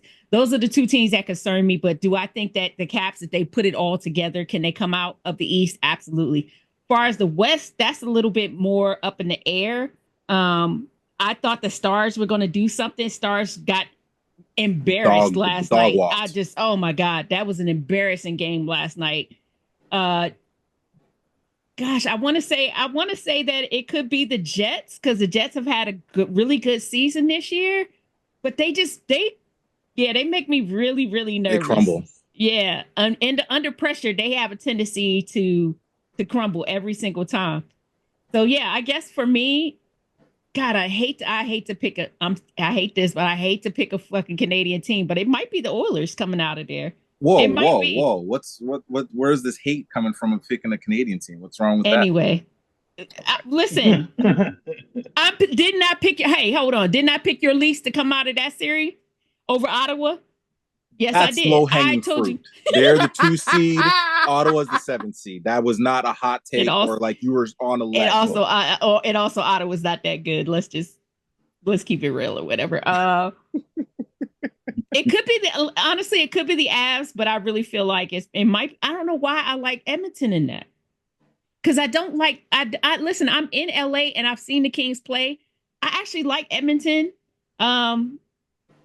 I don't know. I just like Edmonton for some reason. But yeah, I guess maybe either Colorado or Edmonton, I think. Okay. Fair enough. So. That's your Eastern. Okay. So, Smooth, do you have any, who are you? I wonder who you're going to take in the Eastern Conference as well. I'm wondering. But who do you got in the Stanley Cup if you had to pick? Man, we going with Ovechkin, man. Stop it. You know that. Oh, God. I'm going to have to deal with you guys. I hope you guys get losing the first round. It won't happen. I mean, if you're a Capitals fan and you're in the playoffs, you got to be realistic about it. He won. It will be a great story, right? Break the record. Yep. I agree with that. The Cup. So I think they're playing good hockey, and Ovechkin, they're gonna rally behind him like they did with Ray Lewis in football, right? He was, so, nah, man, why you laughing, man? But I'm that's just a saying, sore spot for VO too. Remember that. It's a little that's how teams rally behind, good players when they break records or whatever. They want to win for him. So I really believe that they have an opportunity to do that. Now, like on the Western side, like NFL Girl is saying, it's kind of like up in the air. You look at these teams, they play, you have faith in one, and then they go out there and lay an egg. So you don't really know. It's so much craziness, right? So I'm going to leave it at that. I don't really know on the Western side. I'll get back to you on that. Okay. But I'm definitely, a Caps fan, and I think the Caps have an opportunity to do big things this year. All right. Leo, do you want to pick or do you want me to pick and then I can go back to you? I'll just say this. Go ahead. I'm going to say these things and then I'm going to let y'all have the hockey. But I need to get something off real quick. Okay. Please, the floor is yours. You said your favorite sport is hockey because nobody talks about it, right? Remember you said that? I said right? one of my favorite times right now to talk about topics is hockey. That's what I said. Because you said nobody talks about it, right? Yeah. You know why? I'm gonna give y'all a hot take, y'all.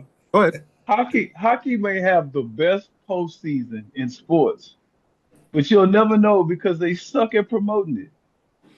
That's not a hot take, Theo. That's not a hot take. That has been widely. That's the biggest criticism that I have of the NHL. You know what I mean? Like they may have the best postseason, because you're probably going in sports, but you'll never know because they do a horrible job of marketing their stars, the sport, all of that. So that's why we don't know. I 1000% agree with you.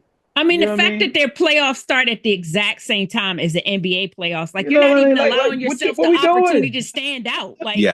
Right. Because it What- literally what- ends, I think, like a week, or like it just ends the same time. So yeah, people Yep. are going to choose NBA more than NHL. absolutely. Yeah. Like First the only off, people they can only people find that would the really NBA game. benefit is like a New They can York find the fan. NBA games easier. They can find the NBA games easier. You can find them Bingo. Well, easily. the only Bingo. city that benefits is New York. Like if they got the Rangers playing good and the Knicks, well, that's good for them. Well, the That's Rangers are great not revenue playing for in the the city. playoffs You this know what I year. mean? They Yeah, they're suck. not. But you Yeah. know what I mean? But I'm just Yeah, saying yeah. No, I that's see what you're like saying. how she was saying at the same time. Usually that happens. You know what I mean? Yes. So they have that big revenue at that time, right? Mhm. Big time.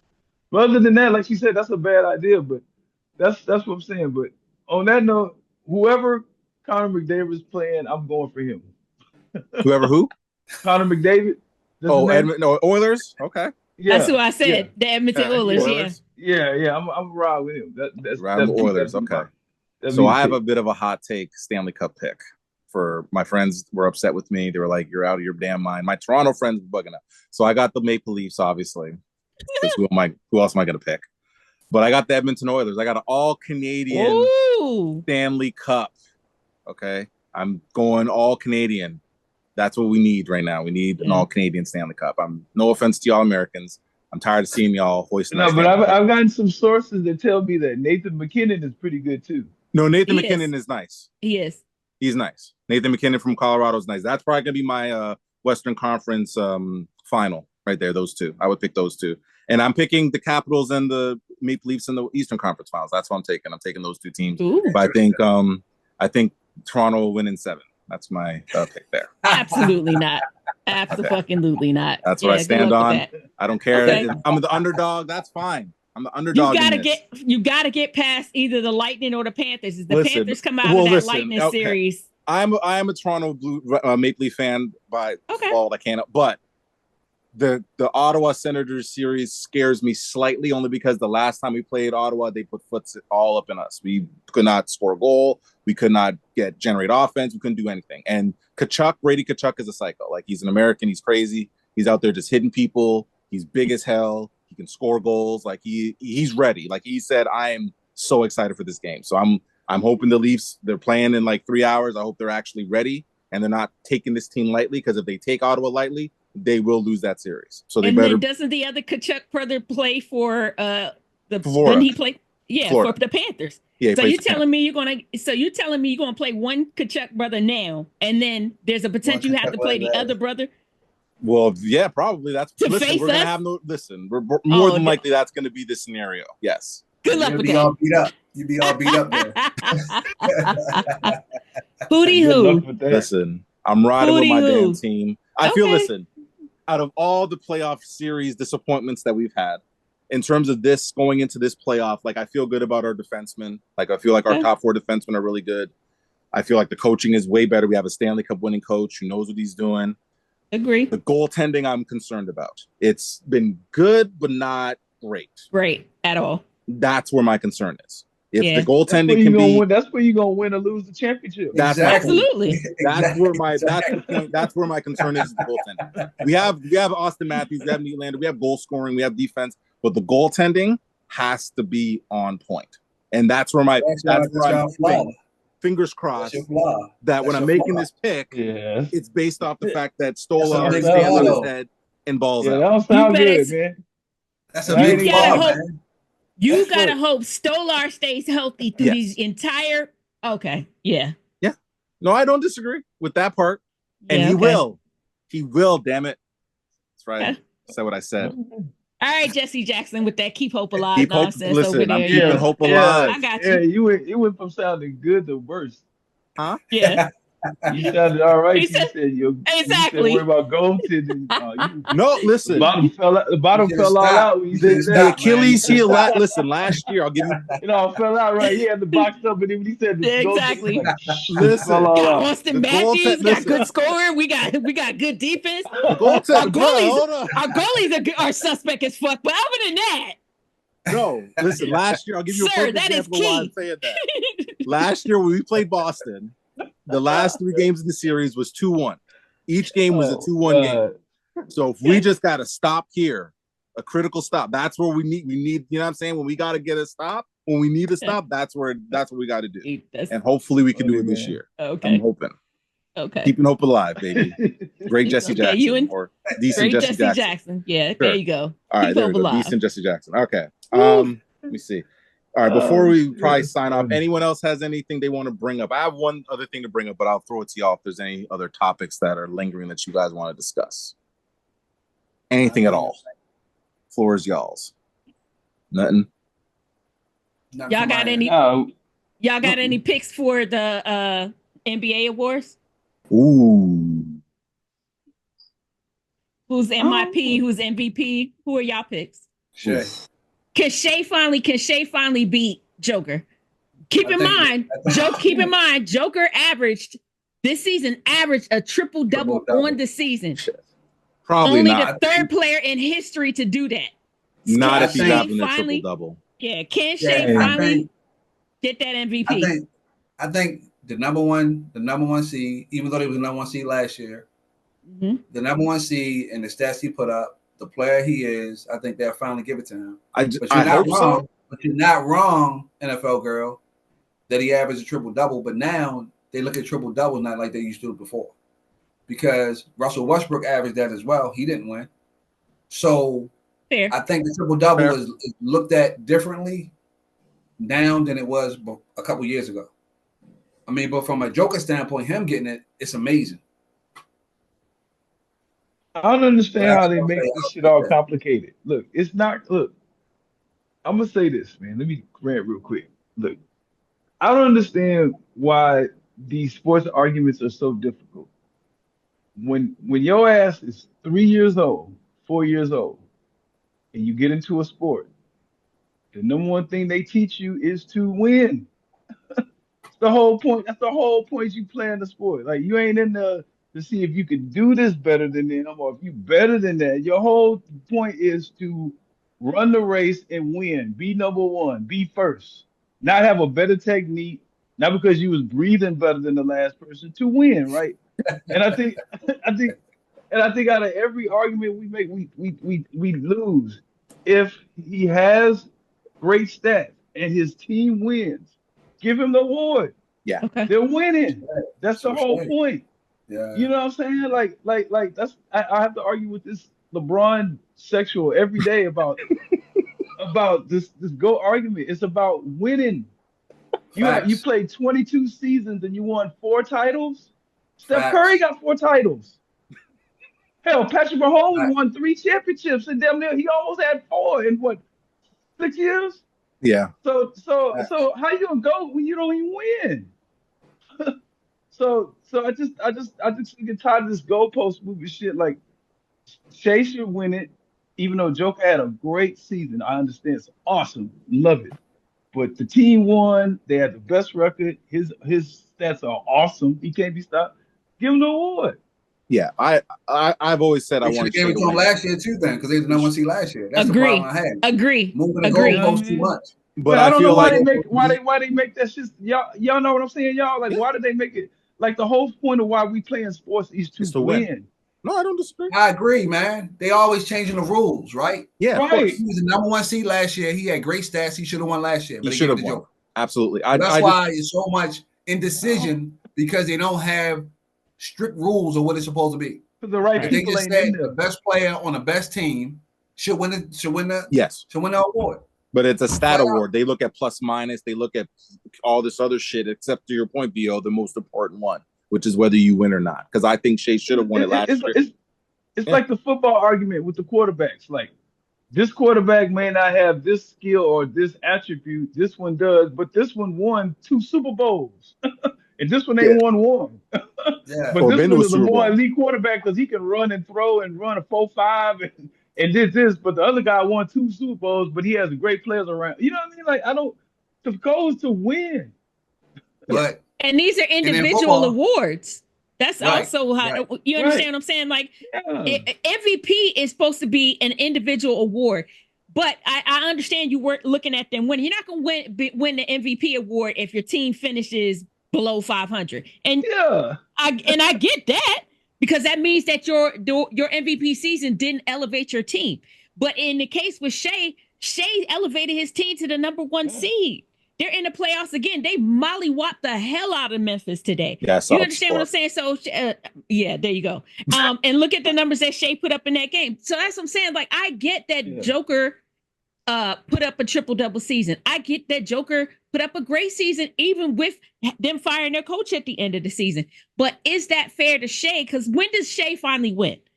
Shea did all the things that y'all asked Shea to do. Lead your team into the playoffs. Be the leading scorer on that team that led that team to the playoffs. Have a winning record over an entire season. You understand? Shea did all of those things. Yeah. And on top of that, y'all, when Joker was out, Denver did win some games. They did. Exactly. If SGA is out, no, they don't win. Not winning. They don't win. They're a lottery team without They're not shit. winning. Man, shit. No, I agree. Nothing. Because to your point, the problem is we don't have a set criteria of what the MVP award should be. So now it should be about winning. No, I don't. I'm with you. That's all. That's all. To me, like, look, when we play pickup basketball games, niggas be like, "Hey, man, I'm sorry I didn't pass you ball." I'm like, "Nigga, we've been on this court 5 games. We winning. I don't care." Yeah, I'm gonna give my shot. I'm good. I'm that good. I play off y'all. When it's time for me to work, I know how to go to work. You know what I mean? I don't force nothing. You know what I mean? I know how to get it. You know what I mean? But right now it's working. We winning. Let's keep winning. Yeah. You know what I mean? That's how I think and that's how I play. And I don't understand the mix up. Because you have too many nerds, like stat nerds, who are looking at all these other. They're not winners though. They people that never winning. played the game. They stat nerds, like you said. They're not people that like you and I and all of us that played sports, that have competed. Right. If you've ever competed, you understand what that means. You know, you know what's funny? Like in football, they did the same thing, right? Yep. So, like Josh Allen wasn't on the best team. He wasn't. Didn't have the best stats. Mm-hmm. But I told everybody, like Lamar had a better season this past year than he did last year when he won. But that game between Buffalo and Baltimore, if Lamar would have won that game, they'd have gave it to him again. Probably. And they try to say it's not given before the postseason. That's a lie. It's a lie. They know for a fact if Lamar would have won that game, they'd have gave it to him again. Because at that point, you couldn't deny him. Yeah, that's fair. Yeah. Me and this nigga had an argument about Jalen Hurts and Lamar Jackson, right? He was a Lamar Jackson dude, right? And I did this because he was saying like, well, yeah, Jalen Hurts ain't no Lamar Jackson. I'm like, nah. I was like, yeah, no, I'd rather have Jalen Hurts. And niggas like, what? What you mean? And I said, he went off. He's like, man, you see Lamar Jackson, he got the MVPs. I said, yeah, but my thing is, nigga, when Lamar Jackson got pieces, what did he do with them? When Jalen Hurts got his pieces, he won a Super Bowl. He won a Super Bowl. That's what I'm going with. I'm going with the dude. I'm going with the dude. Another one. Yeah. I'm going with the right. I'm going with the dude who can do what they got. They didn't gave you nigga Mark Andrews, all these different receivers, all these different people. They got Derrick Henry. They gave all this shit. And they gave Jalen Hurts just what they gave Jalen Hurts. And the man went out there and did what he did and won the Super Bowl. So you know what? Give me that guy. Period. And like you say, Vio, it's simple, but they make it difficult. Like you say, it's simple, but they make it difficult. So who would you take then? Because listening to y'all, and I think I'm gonna end up agreeing with what y'all say. Between Shea and Joker, who would you take? Shea. Game on the line. Who would you take? Game on the line? Game on the line between Shea and Joker. Who would you take? I would take Shea. I like Shea because he can actually have the ball in his hand and make a play. I'm not saying the Joker can't, but I think it would be more difficult if you gave him both of the ball at the top of the key. I'm taking Shea. So let's put it in context. At the top of the key, you give it to Joker, you give it to Shea. I'm going with Shea. Okay. I'm going with Theo. Hey, I will stay on those 10 toes. I'm going with the winner. I'm going with the Joker. The nigga that won. He's a winning player. He's a winner, guys. He's gonna make winning plays. So then in this argument of MVP, are you taking Joker over Shea? As far as no, because it goes by year award. And if we talk about this year, I'm gonna take SGA. Okay, fair. It's kind of how they said about Michael. If we went by just player in general, Michael would probably win it every year. True. Correct. Or LeBron Correct. would win every year, or whoever, you know what I mean? Yeah. If we was just going by that, well, I'm gonna go by the year. But if you telling me like in a game, well, I'm gonna take because if the Joker don't score it, he gonna find the right person open. He gonna do something. He gonna make the winning play. But see, Fair. BO, you took it to another sense, right?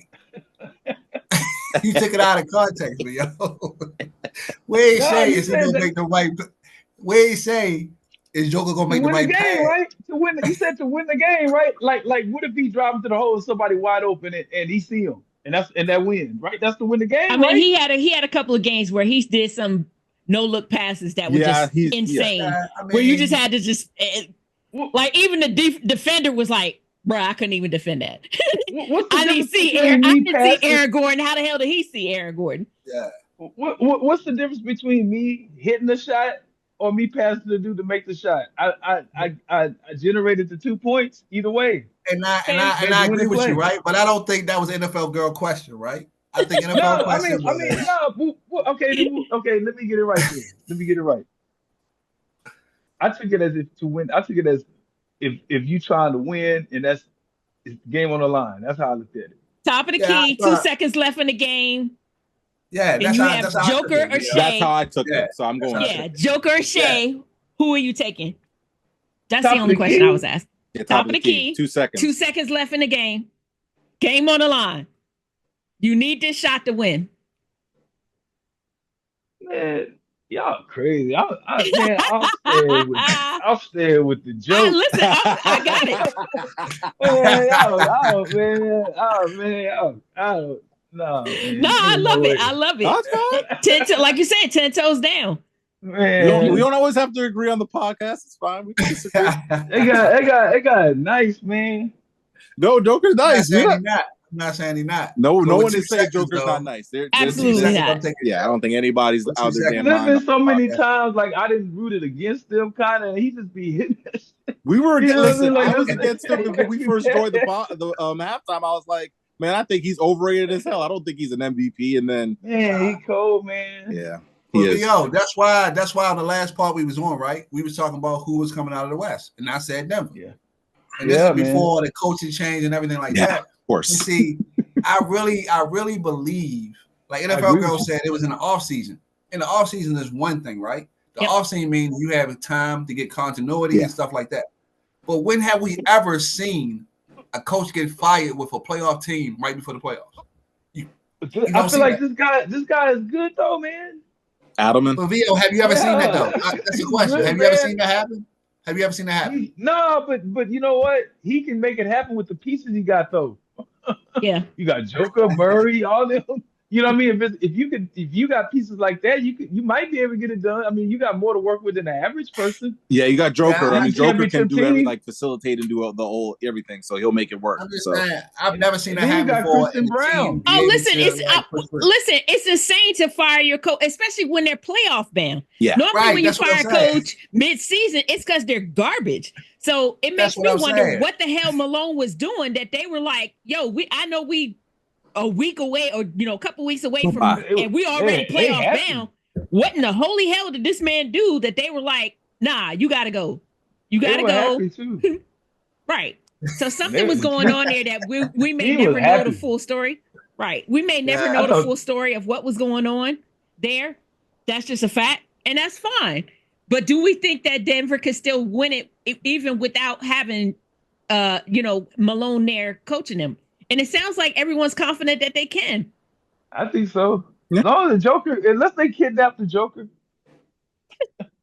I Like just a ain't white never man? seen it. I just think it's just like bad business to do stuff like that, though, right? Listen, Because it ain't no nobody one in the West. disagreeing. Ain't No one's nobody in the disagreeing. West.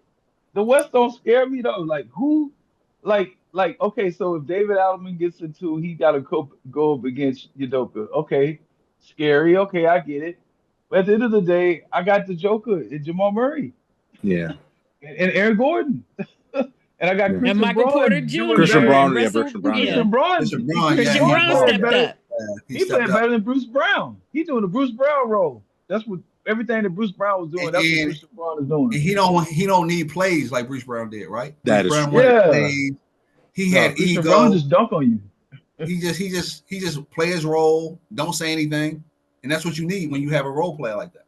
Yeah. Oh, yeah. Nice. So Denver and Clippers cold. But That's gonna be a good. It's still good. I mean, I think it's gonna be a good game the next game too. I think Clippers are gonna get him, man. I really thought do. y'all was gonna talk about the best wide receiver season ever. I got that. Actually, topic. I was about to ask that. I was about to ask because no, I got this because they asked Devontae Smith if he's feel like he's the GOAT receiver of all time, and kind of when I was thinking about it, I was like, he has maybe he has a Heisman, national championship, Super Bowl. So I was thinking I wanted to pitch it to y'all.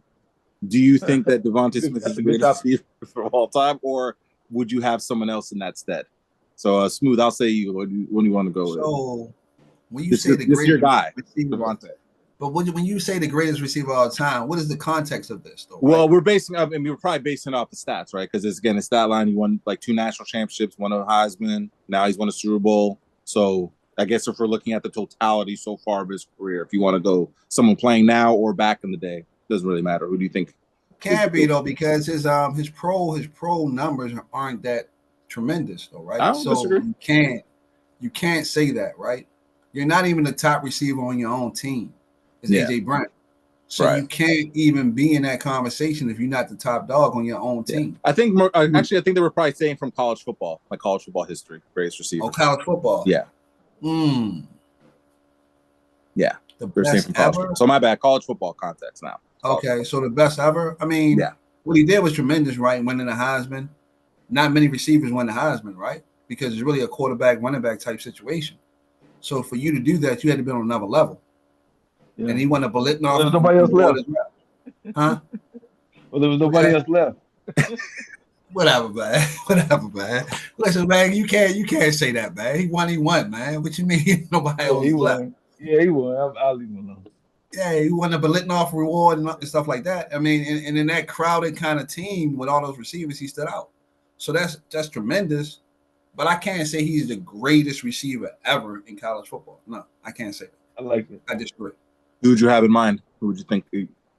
I mean, that's tough, man. All these college receivers, I had to really think about that, right? That's a loaded question. That's not nothing I can just think on the fly about that. That's why I asked the question. That's tough. I got the perfect answer for that question. All right, Vio, what say you? Who do you think is? Do you think Devontae Smith's the greatest? I think none of them, because one reason. None of them for one reason, because they all played in different eras of football, bro, and it's hard to compare each era stat with era. So you can't really label who's the greatest. You know what I'm saying? Mm-hmm. That's how I feel about it. That's fair. Huh? Because the rules changed. Right? Yeah, it's a different brand of football. So that's just inflated stats here and there. You know what I mean? But like I said, it's the era. So that's really you really can't. There is none. Okay. I like that. Like if you just want to say for this era, maybe you can make the argument for him for this era. But like overall, this is the argument that I get into with people because people for some reason love to argue with me about. And I would say Jamar Chase's season was better than his, even though he didn't win the Heisman. You know what I mean? There you go. That's a prime example. So that's what I'm saying. Like, this is the argument that when you do greatest of all time, any sport or whatever, but in particular, especially football, because the era's changed so significantly, you can't really do that. This is the argument people make with me about players going into the Hall of Fame and why Tony Romo's numbers are comparable to Fran Tarkenton. What, are you talking about a fucking quarterback from the 70s? And you compare a quarterback from the 2000s? Yeah. Are you out your rabbit ass mind? You talking about a run first era compared to a pass first era? Are you out your rabbit ass mind? You understand what I'm saying? So like it's the same thing when it comes to college football as well. You can't compare across eras because some of these grew up in an era of run first era as opposed to a pass first era. Yeah. Some came in, played in these in a Wildcat offense where the passing game was secondary to the running game. So it's a lot of variables that you can't count for. Yeah. And therefore we can't make a stat like that. Again, if you want to say, is he the best college player from his era? You got to put other players in there. Like Vio said, is he comparable to like a Jamar Chase? And so even Justin Jefferson had Or a great Justin season. Jefferson, yeah, like, just yeah. Justin, yeah. Or even go Yeah, Michael yeah. Crabtree. Michael Crabtree Michael won Crabtree. the Blitz Yeah. Board twice. Right. So that's what I'm That's saying. what I Like, try to tell people. careful when you try and do that. Careful when you try and do that greatest Yeah. college for greatest any player of when you're trying to compare across eras. If you want to compare them to just their era, then that's different. Yeah, like you that's might the can do argument. that. Exactly. That's the argument I make when people want to give me the Tony Romo argument. Don't compare him to a Fran Tarkenton. How did he compare to quarterbacks of his era? How did he compare to Tom Brady? How did he compare to Peyton Manning? Those are the quarterbacks of his era. Is his numbers comparable to them? Because if not, then stop trying to make the argument for him. So that's what I'm saying. Like I don't want to try and make that argument of is he the greatest college receiver of his era. He's damn sure not of all time. Period. There's way too many receivers going back into like the 90s. You gotta think about Randy Moss season. Remember I was Randy just Moss thinking and Randy ding, Moss. ding, ding, ding, ding. Right, You understand? right. Right. You going back to like the 80s and the 90s and stuff. Come on now. There was receivers out Too there, much. like you said, Randy Moss, and that would blow these kids away nowadays.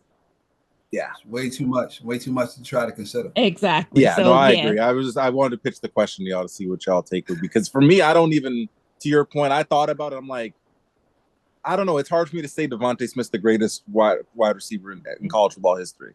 That's a weird sentence for me to say. That's just not even the greatest of his era. I'm not saying that he didn't put up great numbers.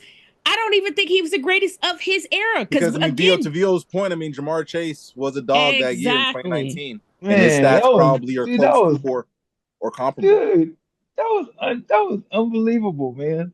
And considering the receivers that Joe Burrow had to throw to, and Jamar Chase just I've never seen anybody so unstoppable in college football in my entire life, dog. that team that offense was, when they played against Texas, I was at the Texas game. When they played against Texas, I was at that game. Hell yeah. That was the first time I seen up close. Then I saw him again in Cincinnati. But dog, this guy is like a trip, bro. It's the best receiver. Like, dog. Yeah. Jamar Chase is unbelievable, bro. Yeah, Jamar Chase is a beast, though, for real. All right. Okay, I don't know if there's anything else. If there's nothing else, we can wrap up the pod, unless somebody has anything else to chime in on. But we'll wrap up the pod. So thank you guys for joining. This is like week 4 or 5 of the pod so far. So, but we're catching up. We're caught up now, so we're good. So next week, we're going to hit y'all all new stuff. But before I go, I want to, NFL Girl, I don't know if you want to promote your podcast that you have, because you have your own little podcast on the side. So if you want to promote yours and shout it out, definitely feel free. It's your moment to shine. So my other podcast is not related to sports at all. I am a 14-year cancer survivor. I just celebrated 14 years cancer-free. And thank you. And it's just the Survivor Girl podcast. You can find it on every streaming platform. Apple, it's on iTunes, it's on Vimeo, it's on Spotify, it's anywhere you could think of. It's on YouTube. So anywhere you could think of, I have it already streaming on there. And it's just the Survivor Girl, and you can find it. My website is just survivorgirlpodcast.com, and it's on there as well. So yeah, if you want to hear stories of cancer survivors and what it's like going through the journey of battling and what life is like on the other side, that's what that is. And I welcome you guys to come listen if you want to hear something other than sports. Yeah. Or you can just listen. No, I'm joking. No, absolutely. Want to promote want to show her love, actually, because she's been doing the podcast for a while, so I wanted to give her a shout out for that. So appreciate it. Anyway, yeah. So next week, I think the NFL draft is next week. Oh, Thursday. God. Oh It's God, yeah. Thursday, Friday, and Saturday. Well, next week. I have a pick that I want. Okay. I have a pick that I want. Do you want to say it now, and then we'll see if it comes to fruition next week? Or do you want to surprise? Yeah. I'll say y'all. Well, I don't know. It's up to y'all. If y'all want to know, I'll tell y'all. If y'all We want to know. I want to know. I want to know. ahead. All right. What pick number? 11. Oh, Okay. I'll tell you the guy. I want what's his name? Jahdae Barron from Texas. Janae Barron. That's the guy I want. For the Pick Niners? number 11. Yeah. The corner? Okay, from Texas? Yeah, because the guy can guard like 4 different positions, and there ain't nobody else in the draft like that. I can give me a pass rusher in the second round. Okay. Ain't nobody in the league that can So go do on you Twitter. really think? So do you really think y'all going that way? So this is what you want. Do you think San Francisco will go that way? Right. I don't. I think they're gonna get Jelon Walker from Georgia. Ooh. Okay. I honestly think that's That's who I said y'all was gonna get. Jelon Yeah, Walker yeah. from Georgia. So you However, want however, VO, if they this is did, what you want. This is what you but want, right? if they did say they picked John Bird, one guy, one guy will be super happy. Go ahead and watch that guy's highlights. Y'all, No, he's a beast. look. I've seen him. He's a beast. He reminds me of VO, Brian Branch. I'm not disagreeing with you, but I know your organization. They're not going to do that at number 11. Come on, VO. Hey, Come on, you know that. This guy is really a top 5 pick, honestly. The fact that he can guard all those, I don't know. But what y'all losing, y'all losing defensive linemen, and y'all losing the pieces that y'all lost. No, I think they're gonna get Jelon Walker. Listen, No, I honestly think they're gonna get Jelon listen, Walker. I don't disagree with where your heart is, but your Bears your 49ers make some rough picks. They make some really rough picks. They do. My God, their picks in the draft are always like, what are we doing? That's what I'm saying. And that's feel all for Brock need, Purdy. my dude. All, please feel for need. Like you said, LFL girl, that's all Brock Purdy agent got to say too. And my quarterback saved you. Saved you. Saved you. No, I don't disagree. You'd be fired. You'd be fired on any other team. You'd be fired. He saved you. Bam. Well, next week we're gonna definitely talk about the draft. Obviously, my Titans are picking first, unless some magical trade happens. We're more than likely gonna be. I got a hot take on them. I got a super hot take on them. I got a super hot take. You want to? Okay, we'll save. We'll save that for next week. So write that down. Yeah. We'll save that for next week. Cam Ward. We'll see what another quarterback guy. Let's go. With a mayonnaise guy. Nothing is set in stone yet, people. Let's go. Another fucking quarterback. I'm gonna sign off while they tease me. Y'all take care. We're out. Peace and love. We'll see y'all next week. Bye, you guys. Another quarterback. Y'all have a good one. Y'all, happy Easter, y'all. Have a good one, man. Absolutely. You too. Stop recording.